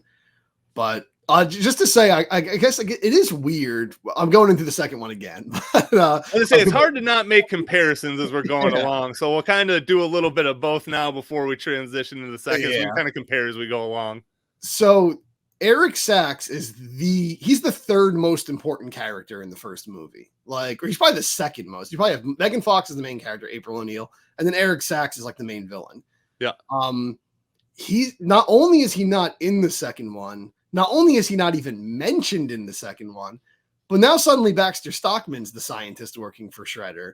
So it's just like, does Shredder like just adopt scientists all the time? Like, does he just like Shredder's like, yeah, you know, I'm a great ninja. I'm the most powerful, feared guy in the world, but I'm a fucking idiot when it comes to science. So like, he's just like hiring scientists all the time. And it's just weird. He just goes through them like they're girlfriends or something. Like, oh, this scientist fucked up. Time to break up with him and get a new scientist. It's weird. I don't know. So like, that's where the disconnect really comes from between these first two movies. Like the Vernon timeline, the April timeline, the Turtles, they all seem to be like in line, but like as far as what was going on with the villains, it's like it was like a complete reset essentially, but nothing is mentioned about it. So all the actors are different. They're all playing different takes on the character essentially. Even the Foot Clan is more Foot Clan-y in the second one. They're actually ninjas now and not just terrorists. Yeah, even like Harai and stuff is like wearing a ninja costume and stuff in the second one. She's completely wasted in the second one, but still, she's completely wasted in both. Actually, I'll say. Yeah. But yeah, they definitely did like a hard reset on the villains, and like I said when we were doing the designs, like Shredder's like 20 years younger in the second one. Like he's like a totally different dude. He's not nearly as intimidating. That first actor, like I said, I kind of liked that guy. Like he was kind of scary looking. He was intimidating. I think the second one, he's like, he just seems like he's like more handsome. Like I don't know, like we wanted to make Shredder more handsome. It's like, he's Shredder. I mean, like he should be intimidating, not handsome. But yeah, Shredder got freaking impaled in the chest by a katana in the first movie. There's no mention of that in the second one. Like he's just totally fine. The scratches are gone from his face and everything. It's like totally clean cut now. Like you're not the same dude. I'm sorry, but like maybe it was like a Padme Amidala thing. Maybe the one in the first movie was a decoy that wasn't the real Shredder, and he is. Like I said, it just really feels like they did a hard reset because they're like, okay, we definitely messed up. Like these foot soldiers were terrible. They just feel like terrorists. Karai looked more the part in the first one. Like I feel like she had a more Karai haircut, but like if Karai's not doing ninja stuff, like she's not Karai. You know what I mean? Like that's her whole shtick is she's so good at ninjutsu that she can fight against the turtles. Yeah, exactly. You don't bring in a character who's a specific type of fighter and then just like make them something completely different. Like that would be like, I don't know, say that they're doing like, say they did like a Street Fighter movie again, and they made Balrog like a fencer or something. Right. Like it's supposed to be a boxer. What the fuck is this? So like, it seems weird to bring Karai in and just make her like, yeah, she's just a terrorist. Really. She's just a terrorist. And, it's not the same character at all. And then the second one, they do her up like she's supposed to look like a ninja, but she doesn't do anything. So like Karai, honestly, like she might as well not even have been in either of these movies. She didn't even need to be. No, I feel like then again, that's kind of how, I hate to say it, but Tatsu was in the first couple too. You know what I mean? He was there to like enforce and stuff like that. But at the end of the day, he just gets quadruple shell smashed by the turtles, and I guess the first one he gets jacked up by Casey, but I mean he gets taken out in 2 seconds in the second movie.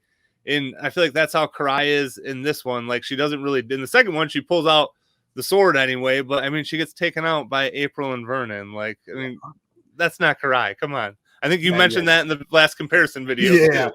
That fucking pissed me off. When I was in the theater, I might have out loud been like, no fucking way. When I saw it or something like that, pissed me off when I saw that. Like with a laptop or something also. But like at least Tatsu was still like intimidating the whole movie. Like we felt like this dude's a ninja master. He's probably the best just after Shredder. Because like he was training all the kids to be ninja. Like he clearly understood the art of being a ninja.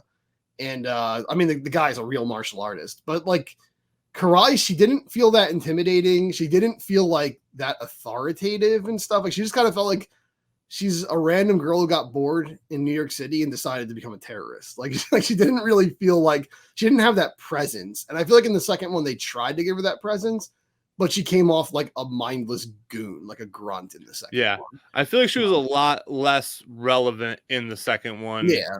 She just stood behind Shredder and looked angry the whole movie. Pretty much. And the first one she did a little bit more on her own because outside of when it showed Shredder at his house, which Shredder had a really sick house, by the way, too. That house was freaking awesome. He did. He had a sweet pad, Yeah, like outside of that, it doesn't really ever show Shredder until he puts the armor back or puts the armor on. And then from there, he's only in his armored version the entire time. So I feel like Karai kind of is almost the main, I guess, outside of Eric Sachs as well. Like she's kind of the point person for all the Foot Clan, and that's who it almost shows more than Shredder in general. Yeah, and you go back and watch the 1990 movie, there's way more Tatsu than there is Shredder. So it's kind of always cool. I can get wanting to keep Shredder in the shadows and like build them up and like make him more scary and intimidating, mysterious. But it just felt there was a bit too much of a disconnect with Shredder in this movie. I think that's mostly because they shot those like a year later, like all the scenes with Shredder. So and I can definitely see that now because I know you mentioned that before that Eric Sachs was originally supposed to be the main antagonist, but now I can really see how they just added those other scenes with scary Shredder in the beginning to make it look like he is the Shredder. So the stuff that I do like about this first movie, I do like all the fight scenes. Like I like when Shredder shows up and like takes out everybody, and I like all that stuff. I do like the final fight at the end. Like the action stuff is pretty good for just sitting there eating popcorn and enjoying the movie. In the second half, I feel like this does have a lot of the same problems that like 2007 did. Like the first half of this movie is just too much exposition and just setting things up, and then the second half is pretty action packed from there on. And I do like the second half of this movie a lot, from when they move to all the stuff that's happening down the ski hill or this hill, which how can vehicles just be going downhill and not be rolling at all? Like that is the most, I know we're talking about Michael Bay Turtles here, but that is the most like far-fetched situation that they could just drive vehicles down this mountain and none of them ever rolled. Yeah, although I will say that's my favorite sequence in the movie. I think it's the most fun sequence in the movie. Yeah, it's really good and it's really action packed for sure. But and again, I don't know how I feel about when Raph like literally takes out the Humvee himself. But I mean, I guess they are bulletproof. So yeah, Raph is just an all out beast in these movies. Like he's just a monster. And I love how all this is happening. This is the mark of a Michael Bay movie.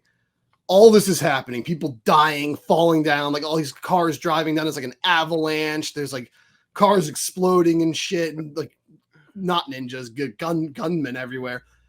And Vernon just wants to look at April's ass. Right.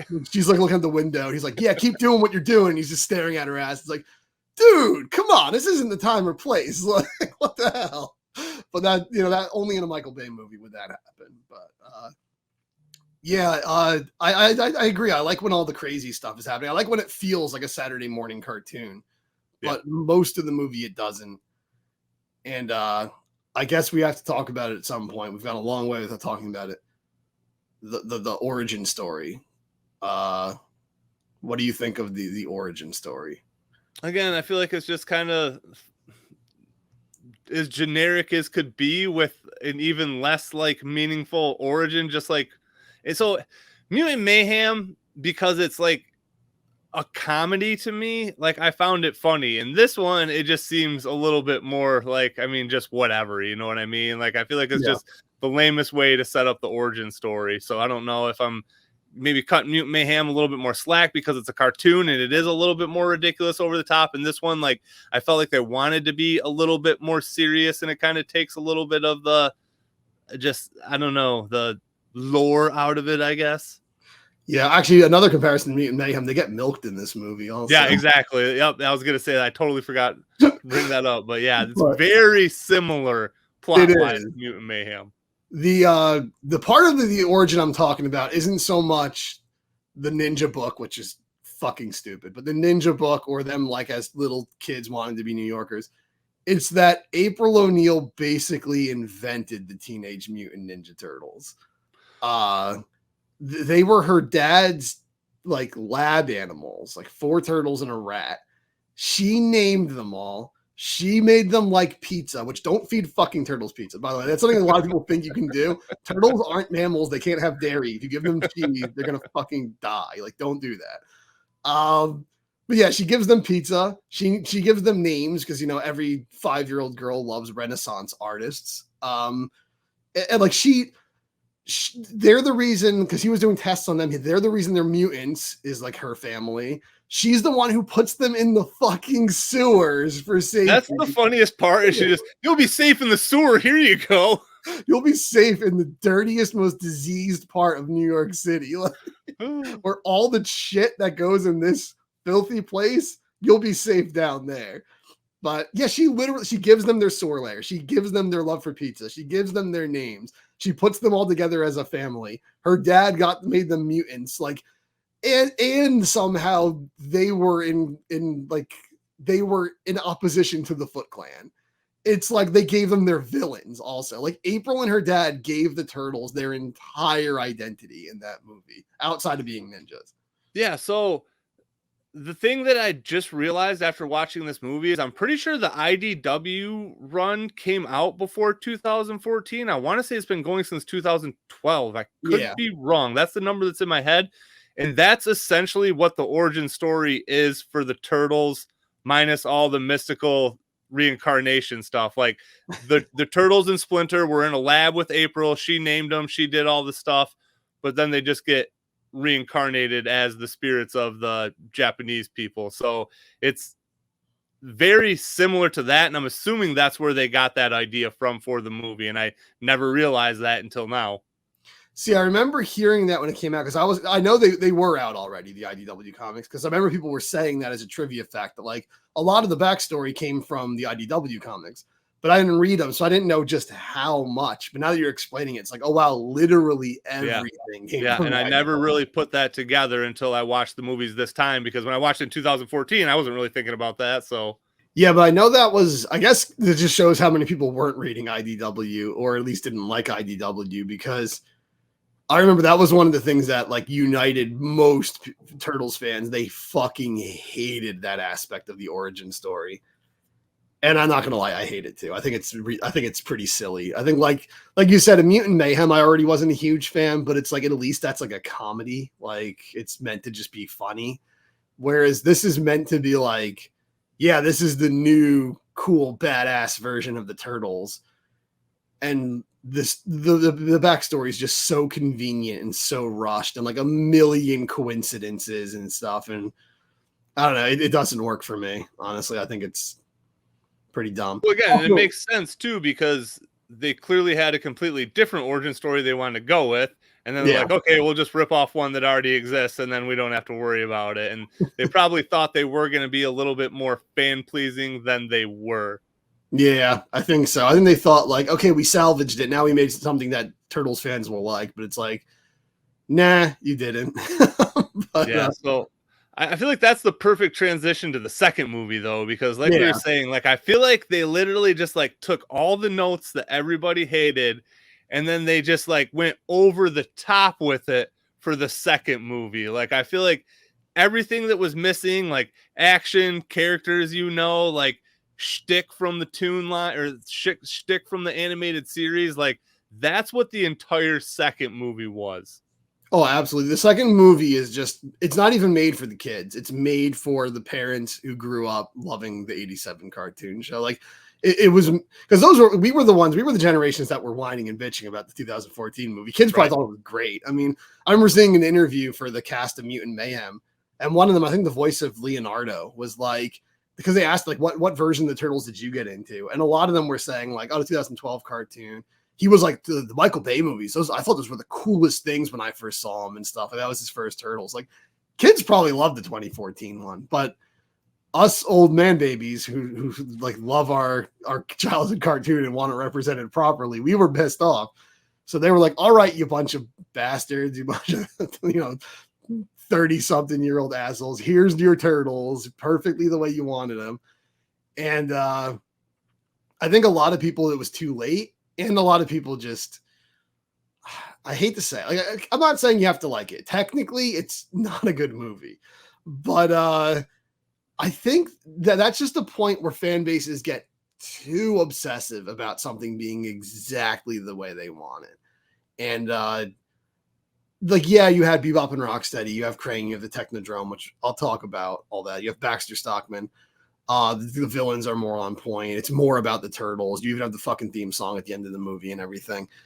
But it's like they're still going to be like, yeah, but they were making 2010s jokes and pop culture references, and the music wasn't on point. It should have had like, late 80s, early 90s music and all this shit. And it's like, yeah, that would have been awesome, but like, come on, you got to be real. It can't just be the exact same product that we had as we were kids. And I think that kind of held this movie back, that people, like everyone was saying when the first one came out, like, just give us Bebop and Rocksteady. We just want Bebop and Rocksteady in a movie finally. Like so many fans were saying that, especially since they showed concept art for the first one online, that they were going to put them in the first movie at first. And they looked great in the concept art. And then they put him in the second one. Like the Super Bowl trailer came out. It looked amazing. And everyone was already hating on it. They were like, yeah, fuck it. It's they put him in, but it's still going to suck because it's Michael Bay and stuff. And it's like, I think you guys just predetermined you were going to hate this movie. Yeah. And like I said, I was pleasantly surprised when I watched it this time, because when I watched them both before, because I'd watched them spaced out, I didn't think the second one was really that much better than the first one. But after watching them back to back, the pacing is so much better. Like it actually is a turtle story. Like you said, it definitely feels like an 80s cartoon put in real life art. I don't know what I want to say. Like put in live action, I guess. Like that's exactly what it feels like. And it's much more fun. It doesn't take itself as seriously. And that's something that'll always get me drawn in. Like, it's very hard to nail something that's like edgy and dark and like do it without making it feel cheesy, but it's really easy to suck me into more of a comedy type situation. And I feel like that's what the second movie, I mean, especially with Bebop and Rocksteady, I mean, they were just there for comic relief. And yeah, it was definitely over the top fart humor, but I kind of laughed a lot at it. Like, I mean, I thought they were pretty funny. Like Seamus killed it as Rocksteady. I can't remember what the dude is who played the dad in Malcolm in the Middle that plays Bebop, but he does a great job too. And even them, just putting them like in juxtaposition with the Shredder, like when they're dicking around and farting, even the Shredder's just like, what the fuck is going on here? Like, what is going on here? Like, I liked that a lot, to where in the beginning, they're like, the Shredder's hardcore. He doesn't even have to move. He's going to get out of this back of this trailer. And then to just going from that to seeing him be like, these fucking assholes, what are they doing? Like, I don't know. I liked the tone of this movie a lot. Yeah, they definitely did a really good job. I think there's like there's the parts where they're just eating like giant oil drums of spaghetti and like meatballs and spaghetti. And Shredder, like they're like goofing around, they're like slapping Bebop's stomach, calling him fat ass or whatever. And then like Shredder comes in, he's just looking at him like, what the fuck are you guys doing? And he goes to talk, and Bebop's like, just a sec. You know, like he slurps up the rest of like the spaghetti that's like all over his tusks. And it's just this awkward fucking pause. And Shredder's just looking at him like, why the fuck did I get stuck with these guys? Like, I don't know. It was just, that's exactly how the cartoon feels too. He's like, he's trying to conquer the world, but he just has to deal with these buffoons. And yeah, I think they did a good job of keeping it light, because the scene where they're mutated could be terrifying for kids. Yeah. it could be really tragic and fucked up for the characters.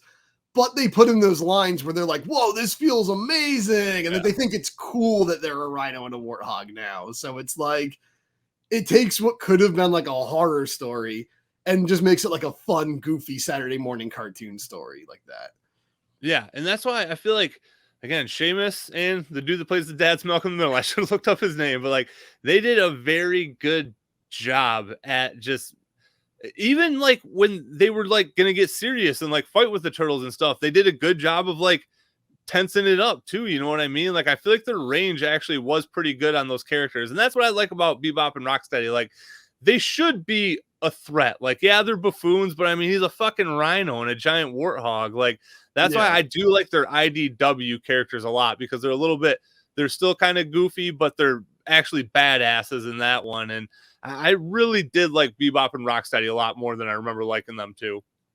Yeah, I liked them. That was my big takeaway from this movie. It was like I just love the way they did Bebop and Rocksteady, because when they're fighting them, it's ridiculous. But like their heads are like breaking through the airplane and everything. Yeah, they fall out of the airplane on a fucking tank and like are blasted at the turtles and shit. Again, they're all superheroes. If the turtles are superheroes, then these guys are even bigger. So yeah, it's awesome. But I think like the most badass moment is when Casey's like trying to like hold his own against him, and we'll talk about Casey. But when Casey's trying to hold his own against Bebop and Rocksteady in the parking garage, when you see like Rocksteady charging, he's just knocking cars out of the way. Bebop's just flipping him over, looking for Casey, like he doesn't give a fuck.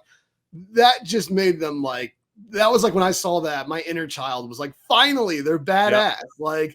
Like yes, they're goofy, they're these lovable dopes, but they could fucking level the block if they wanted. Yeah, exactly. And that's how they should have been. Like, because that's how they are in the first season of the cartoon. You know what I mean? Like, when they're first dealing with the turtles, like at that one point, like Rocksteady has two of them palmed. You know what I mean? Like, they actually are threats then. And that is exactly what you got out of that situation where it's like, okay, dude, if these guys are chucking cars everywhere, they're going to freaking crush Casey if they get their hands on him. Like, he's going to be dead real fast. Yeah, exactly. And even then, like, they get like blown up by a grenade and they're not even dead. They're just like, my man. Yeah. And I feel like that's a situation where, I mean, they didn't maybe know they were going to go for there. And I can't, is that a fart joke at the end too? Is that what that's supposed to insinuate on that one? I don't think so. I think that there was the fart joke. The Big Bang was the fart joke. I remember like, hey, I got a Big Bang for you. Yeah. Fucking, I don't know what the last one was, but it might have been. But okay, was he just saying my man because he's still alive and they just wanted to know they're alive? Or I thought like he let off another fart when he was in there. Maybe I think it was just because they're bros and they're still like, you know, together. So because they had the my man joke running like the whole movie. That was like their thing. Like there was the joke where they find out their junk is bigger. They look in their pants and they're like, my man. But which like I don't know, do warthogs have big dicks? I have no idea. But I feel like most animals other than horses are pretty screwed in that department. So. Yeah. I imagine a rhino probably has a big dick. I don't know. But who knows? Well, according to Michael Bay, they both do. But yeah, they had great, those two actors had great chemistry where when they're humans at the beginning, they have great chemistry. Yep. And even when they're big CGI monster animal people, they have great chemistry. Those guys were like, I don't even know if those guys ever knew each other in real life. But no, and like I said, they really did feel like two peas in a pod. Like that was excellent casting in that department for sure. Yeah, speaking of casting though, so the two characters we haven't talked about yet, one of them I feel like was cast very well, and the other one was cast very poorly. And I'm sure you can guess which one I think is which. Baxter Stockman as Tyler Perry is genius. I love it, dude. I love him. And I'm not even somebody that loves Tyler Perry. Like, I'm definitely not his demographic by any means. But he kills it as Baxter Stockman. Like, he is the perfect combination of, like, nerd, but serious mad scientist at the same time. Like, I don't know. Like, in the IDW one, he's definitely a little bit more, like, badass and stern and stuff, but I liked this version for this movie for sure. Like he's probably one of my favorite portrayals of Baxter ever. They did a great job of taking that more serious like IDW or Mirage version of him and mixing it with the 87 one where he's like this giggling doofus, like dork, just like when he's like trying to talk to like impress April at the beginning. He doesn't know how to talk to girls. He's like a nerd, but he thinks he's being real cool when he's talking to her and stuff. He's like, he has that goofy laugh. It's like, oh man, this is perfect. He's got the stupid like little bow tie on and stuff, and everything's like, he is perfect. Baxter Stockman. I think he was. Like that, like again, like I'm not a Tyler Perry guy. I think I watched like one of the Medea movies. Like I don't know, I'm not a Tyler Perry guy, but he was freaking phenomenal as Baxter.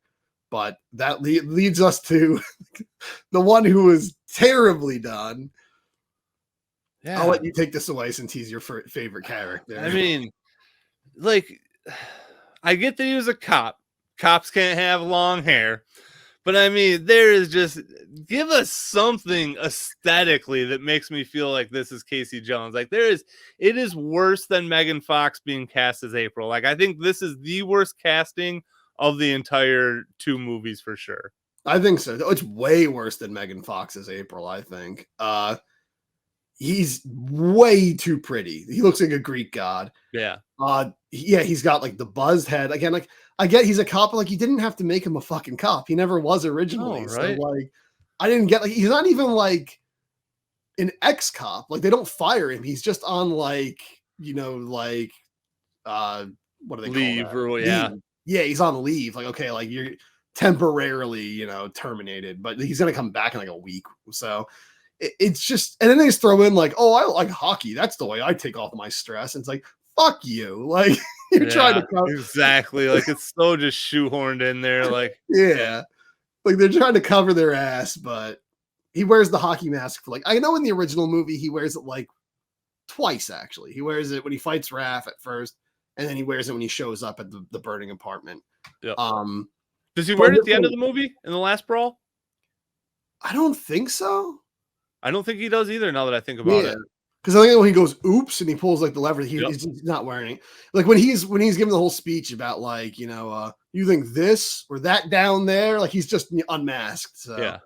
I think like once he meets April, he's never masked again anymore for the rest of the movie. But in this one, he wears it once. Yeah, and they make a joke about how no one can hear him. It's kind of funny, but it's just like. This isn't in any way, shape, or form Casey Jones, which is so weird because they got Baxter so perfect. They got Bebop and Rocksteady so perfect.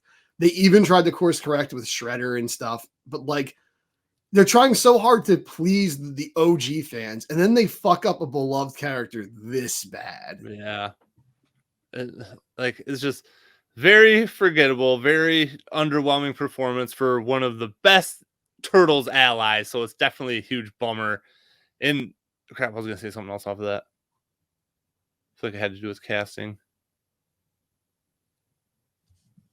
Shit, I can't remember what I was gonna say. Was it about Casey or Karai or Shredder or Vernon or I can't remember, but yeah, like I just it really was just a very, very, very bad. Not only that, but like, okay, if you're going to make him a cop, why is he still running around with a hockey stick? This guy has to have a gun, and it would have came in handy so many times in this movie, but he's like, nope, I'm just going to slap hockey pucks at people. Yeah.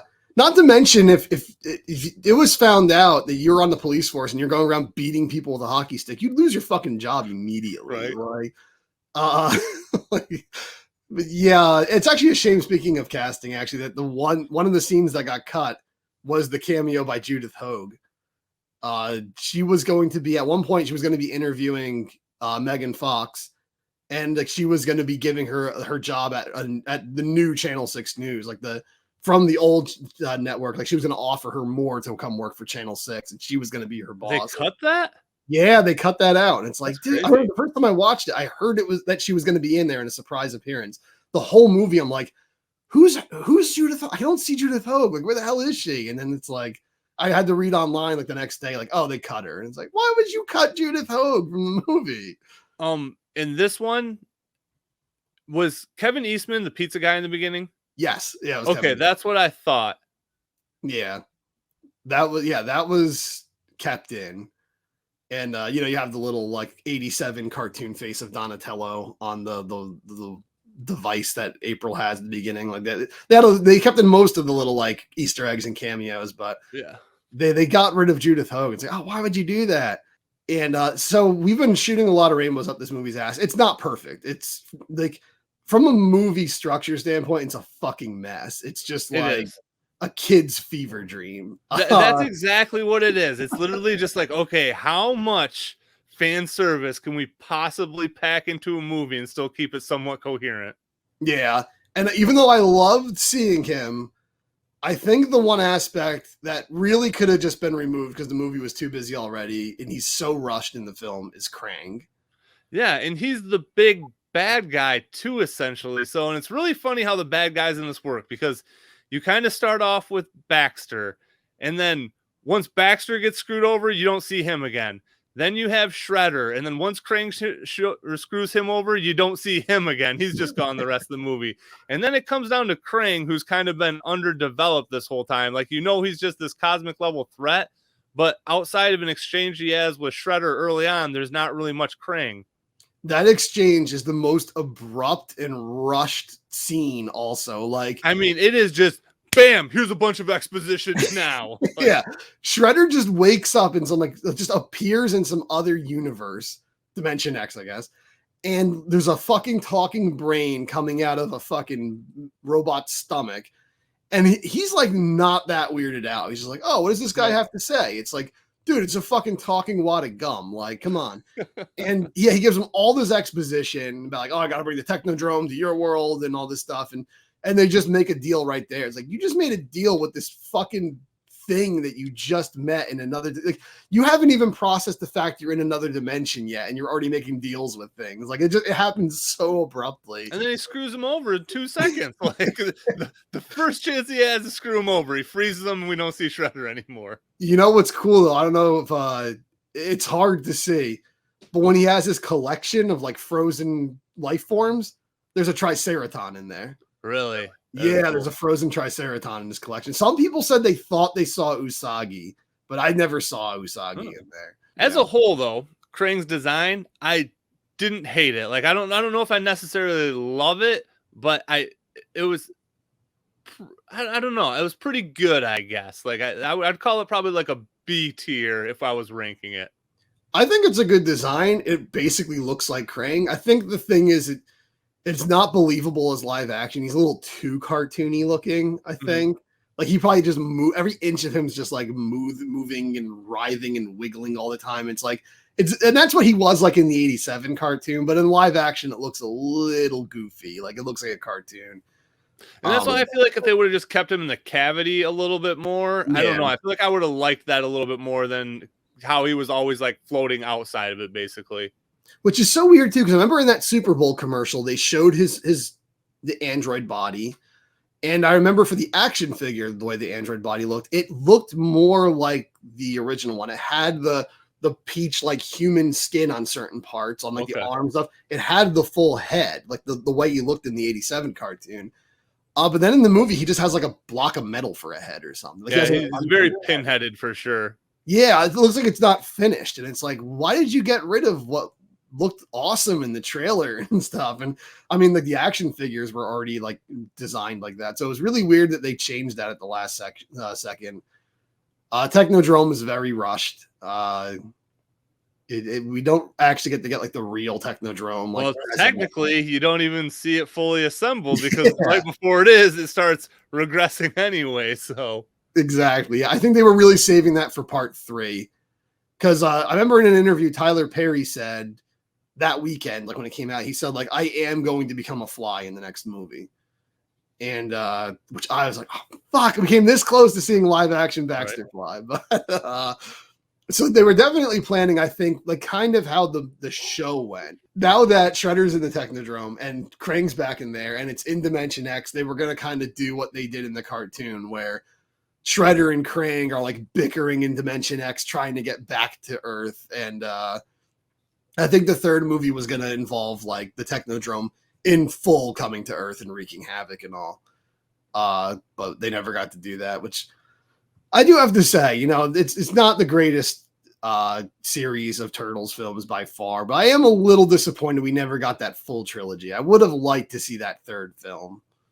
Honestly, after watching these two back to back, I would as well, because I know I keep coming back to this. I do feel like the second movie was a very big improvement from the first one, and I feel like they definitely could have kept that going into the third. Like, we didn't even really like talk about the turtles much in the second one, but like even their designs are so much better just with a couple changes. I'm not really a fan of like Raph's shoulder pad or anything like that, but they got rid of like all the extra crap they were wearing. Like Donnie has the controllers on his arms and stuff, but like they're not wearing like the chest armor anymore or anything like that. They're not wearing sunglasses on their heads, and I don't know. I feel like this is one of the few instances, I guess Sonic would be another big one, where they clearly took feedback and improved, and it really showed. Like I don't know. I was, like we said, we really sounds like we're blowing a lot of smoke up the second movie's ass, but I was pleasantly surprised how much I enjoyed it this time around. Yeah, it's weird because I remember the first night I saw it, I went with a friend who like wasn't really into Turtles. They didn't really grow up with it. They liked the 1990 movie, but they didn't watch the cartoon. They didn't collect the toys. They didn't even like action figures as a kid. And me and my buddy went there, and he wasn't really feeling it. He was kind of just like, it's just an action movie. It's just another action movie. And I was kind of like, yeah, I guess so. I guess it wasn't that great. And then the very next night, I went back and watched it again with my brother, actually. Like, obviously, we both love Turtles. And we, like, loved it the next night. We were like, oh, man, this is what we wanted when we were kids. So it is weird that, like, we both kind of, like, for me, it was from one night to another. But it is weird we both kind of didn't care for it that much at first. And then we loved it. I think it was almost like the energy going into it. Like, yeah. Well, because again, before Turtles, I mean, I was in a very casual Turtles phase. Like, I mean, I still liked Turtles, but I wasn't into collecting. I wasn't diehard. I wasn't reading all the comics like I am now. So now that I've literally spent the last year and a half of my life analyzing Teenage Mutant Ninja Turtles, like, I do have a different vantage point than I did in 2016. Yeah, for sure. But yeah, I think that's the thing, though, is it's made for Turtles fans. I think that's the thing. Is like, it's going to be really fun for people who were kids when the 87 cartoon was new. And if you go into it watching it with people from that age range, from that fandom, you're going to have a great time. You're going to have a party. But if you watch it with someone else, you're probably going to notice how not good the movie actually is, because you're going to be seeing it from their perspective. Yeah. And you're going to be watching it as a movie, not as 2 hours of Turtles, nostalgia bait. So yeah. Which again, I mean, it's like, the Transformers movies aren't great movies, but I enjoy watching them because they're fun. And I feel like that's how this movie is too. Like, if something can be fun and funny, I can get past a lot of the shitty shit about it. Like, everything doesn't have to be Martin Scorsese level of freaking filmmaking. You know what I mean? Yeah. Like, I don't always need that. Sometimes I do just want to eat some popcorn and watch a fun movie. And I mean, that is what these movies went for. And this first one didn't quite hit the mark as much, but the second one absolutely did for me. Yeah, I agree. I think the second one's a lot better than people give it credit for. Yeah, again, I would probably put it fourth on my list I would put the original trilogy in order, this one, TMNT, and then actually probably Mutant Mayhem. I don't know. I can't really settle on where Mutant Mayhem goes yet. I'm gonna have to watch it a couple more times, let it settle. I'm not even gonna include that yet, but from the old movies, I would probably put it fourth on my tier list now. I think I put it third because I did the original, I did Secret of the Ooze, and then I did this. And then I think it was, because there was only 6. I think I did then TMNT, then Turtles 3, then first Michael Bay. Originally, when I made that list, I had Turtles 3 ahead of TMNT. And then before I made my videos, I rewatched those two. And I was like, that's not fair. Okay, because I know at one point in one of your videos at one time, you commented on that, and you're like, this is what I thought then, and I absolutely don't think that now. I know you've changed your order somewhere in videos that I've watched before. Yeah, originally I thought the third one was way better than 2007. Then I watched it, like, 2007 is a way better movie than Turtles 3. I'm sorry, but like, it probably is, but the nostalgia just, I mean, it's hard for me to not like that movie. That's why 3 was higher on my list, because I was giving it nostalgia points. Yeah. But then it's like, I don't know, like you strip the nostalgia. Again, it's fine as like a fun family adventure comedy, but like it's not up there as one of the best Turtles movies for sure. I have no idea where Mutant Mayhem would go either for me. No, I'm upset. And I got to start watching it, but I mean it's on Paramount right now, and I got Paramount, so I can start knocking out all the Turtles TV shows we got to start watching. So yeah. Actually, I need to get Paramount. I don't have that actually. Oh, actually, they have some of them are on Netflix right now. Oh, are they? Okay. I think 2012 and Rise are on Netflix. Oh, okay. 2003 is only on Paramount. Gotcha. So just giving you guys a little sneak peek into what's coming. I think Rise is our next episode then. Oh, is it? Yeah, I think it is. I think Rise is our next. I got some shit to watch. Yeah. Which it's not real long. I did look into it. I think the first season's only like in the teens and the second one's only in the 20s or something like that, or vice versa. I can't remember, but I don't even think it's 40 episodes for the whole series. Yeah, it's still a lot of hours of watching it though. So yeah. I don't know if I'm going to watch every single episode. I'm going to give it the try. What my plan is going to be, I'm going to watch 2 episodes a day over the next 2 weeks, see how it goes, and if I got more time on the weekends. But I'm going to make a very valiant effort to give the whole series a try. I'm definitely going to skip episodes I've seen, because I have seen episodes of it. So there's probably about 7 episodes I've seen, 8 maybe episodes I've seen. I'll skip those, but yeah, I'll try to watch as much as I can. I'll see how much you can get through.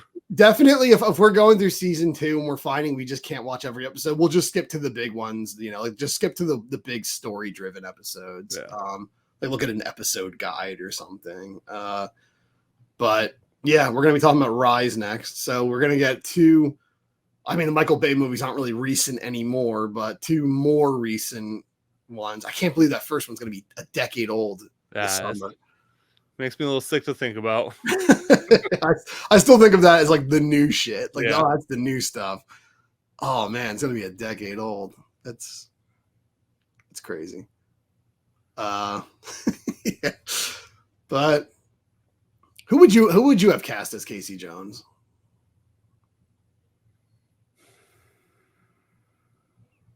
Hollywood's a little short on like rough, tough, badass dudes. Yeah, especially for trying to think about the time period too. 2016, like I don't know.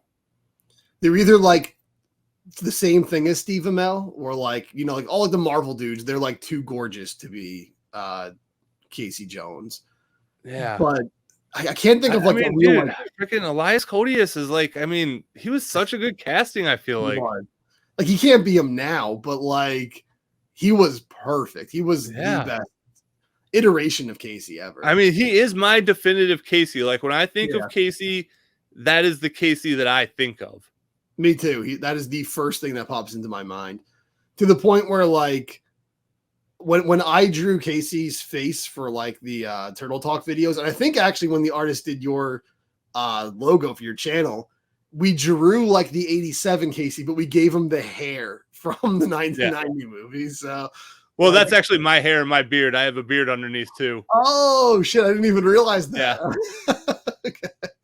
But yeah, I gave him the hair because I was like, even though it's not the same color, that was brown. I made it black. But yeah, like I just always picture Casey looking like that. And even then, in the 2003 show, they clearly modeled him after. What's his name? What's the actor's name? Elias. Yeah, they clearly modeled it after him because like he has the long hair and everything, and he's a little goofier and stuff like how he was in the movies. I think like because in Mirage he didn't act like the maniac in the 87 cartoon. No, he was definitely much more mellowed out for sure. Yeah, but he had the short like hair that was all kind of like raggedy. He didn't have long hair at all. It was much more. The Mirage one and the 87 one definitely look a lot more alike. Yeah, which is why like all these toy lines can make edits of the 87 figures and give them red shirts, and then they're suddenly Mirage. So like, yeah, but like the movie one, I think like that really kind of cemented it for people. Like Casey has long hair, and he's had long hair in almost every iteration since then.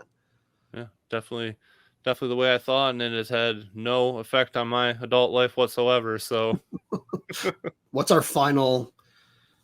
Well, I guess actually we already just said our final rankings of the. Never mind. yeah, but I mean, like I said, I guess just wrapping it up. Yeah, the first half was a little hard to get through, but from there on, I definitely like I can understand why people say these movies are trash. I get it, but I get it. Turtles content has to be really, really, really bad for me to not like it at all. Like, I mean, I don't know. I guess I'm more of a glass half full kind of person, but like I didn't hate watching these movies like I thought I was going to. Yeah, it's got to be like Next Mutation to be like too bad to watch. That's the only thing I haven't been able to watch. So we'll see how Rise goes. But the Next Mutation, I watched the first episode. I tried watching the second episode. I'm like, I can't do this. Like, we're gonna have to do it at some point, dude. I know. I've never watched it in its entirety. Pod.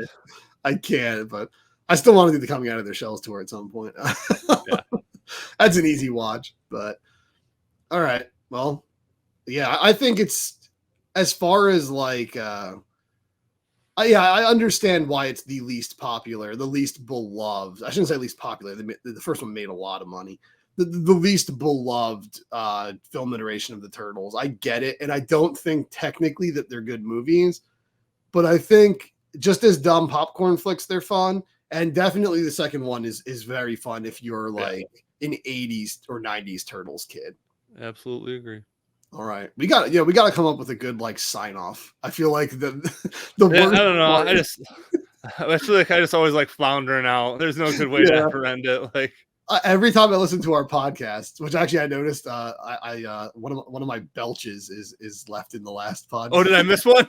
Yeah, there's one where I burp and I'm like, oh fuck, that's a See, okay. I feel like if anything happens towards the end, because I definitely, as I edit, I'm more tight in the beginning and I kind of get looser as it goes on. Like I'll leave like more ums and stalls in as the show goes on. Cause I feel like if I'm trying to catch anybody, everything needs to be clean up front. But if you're listening to this 2 hours in, I don't think you really care that much about any of our imperfections. So yeah.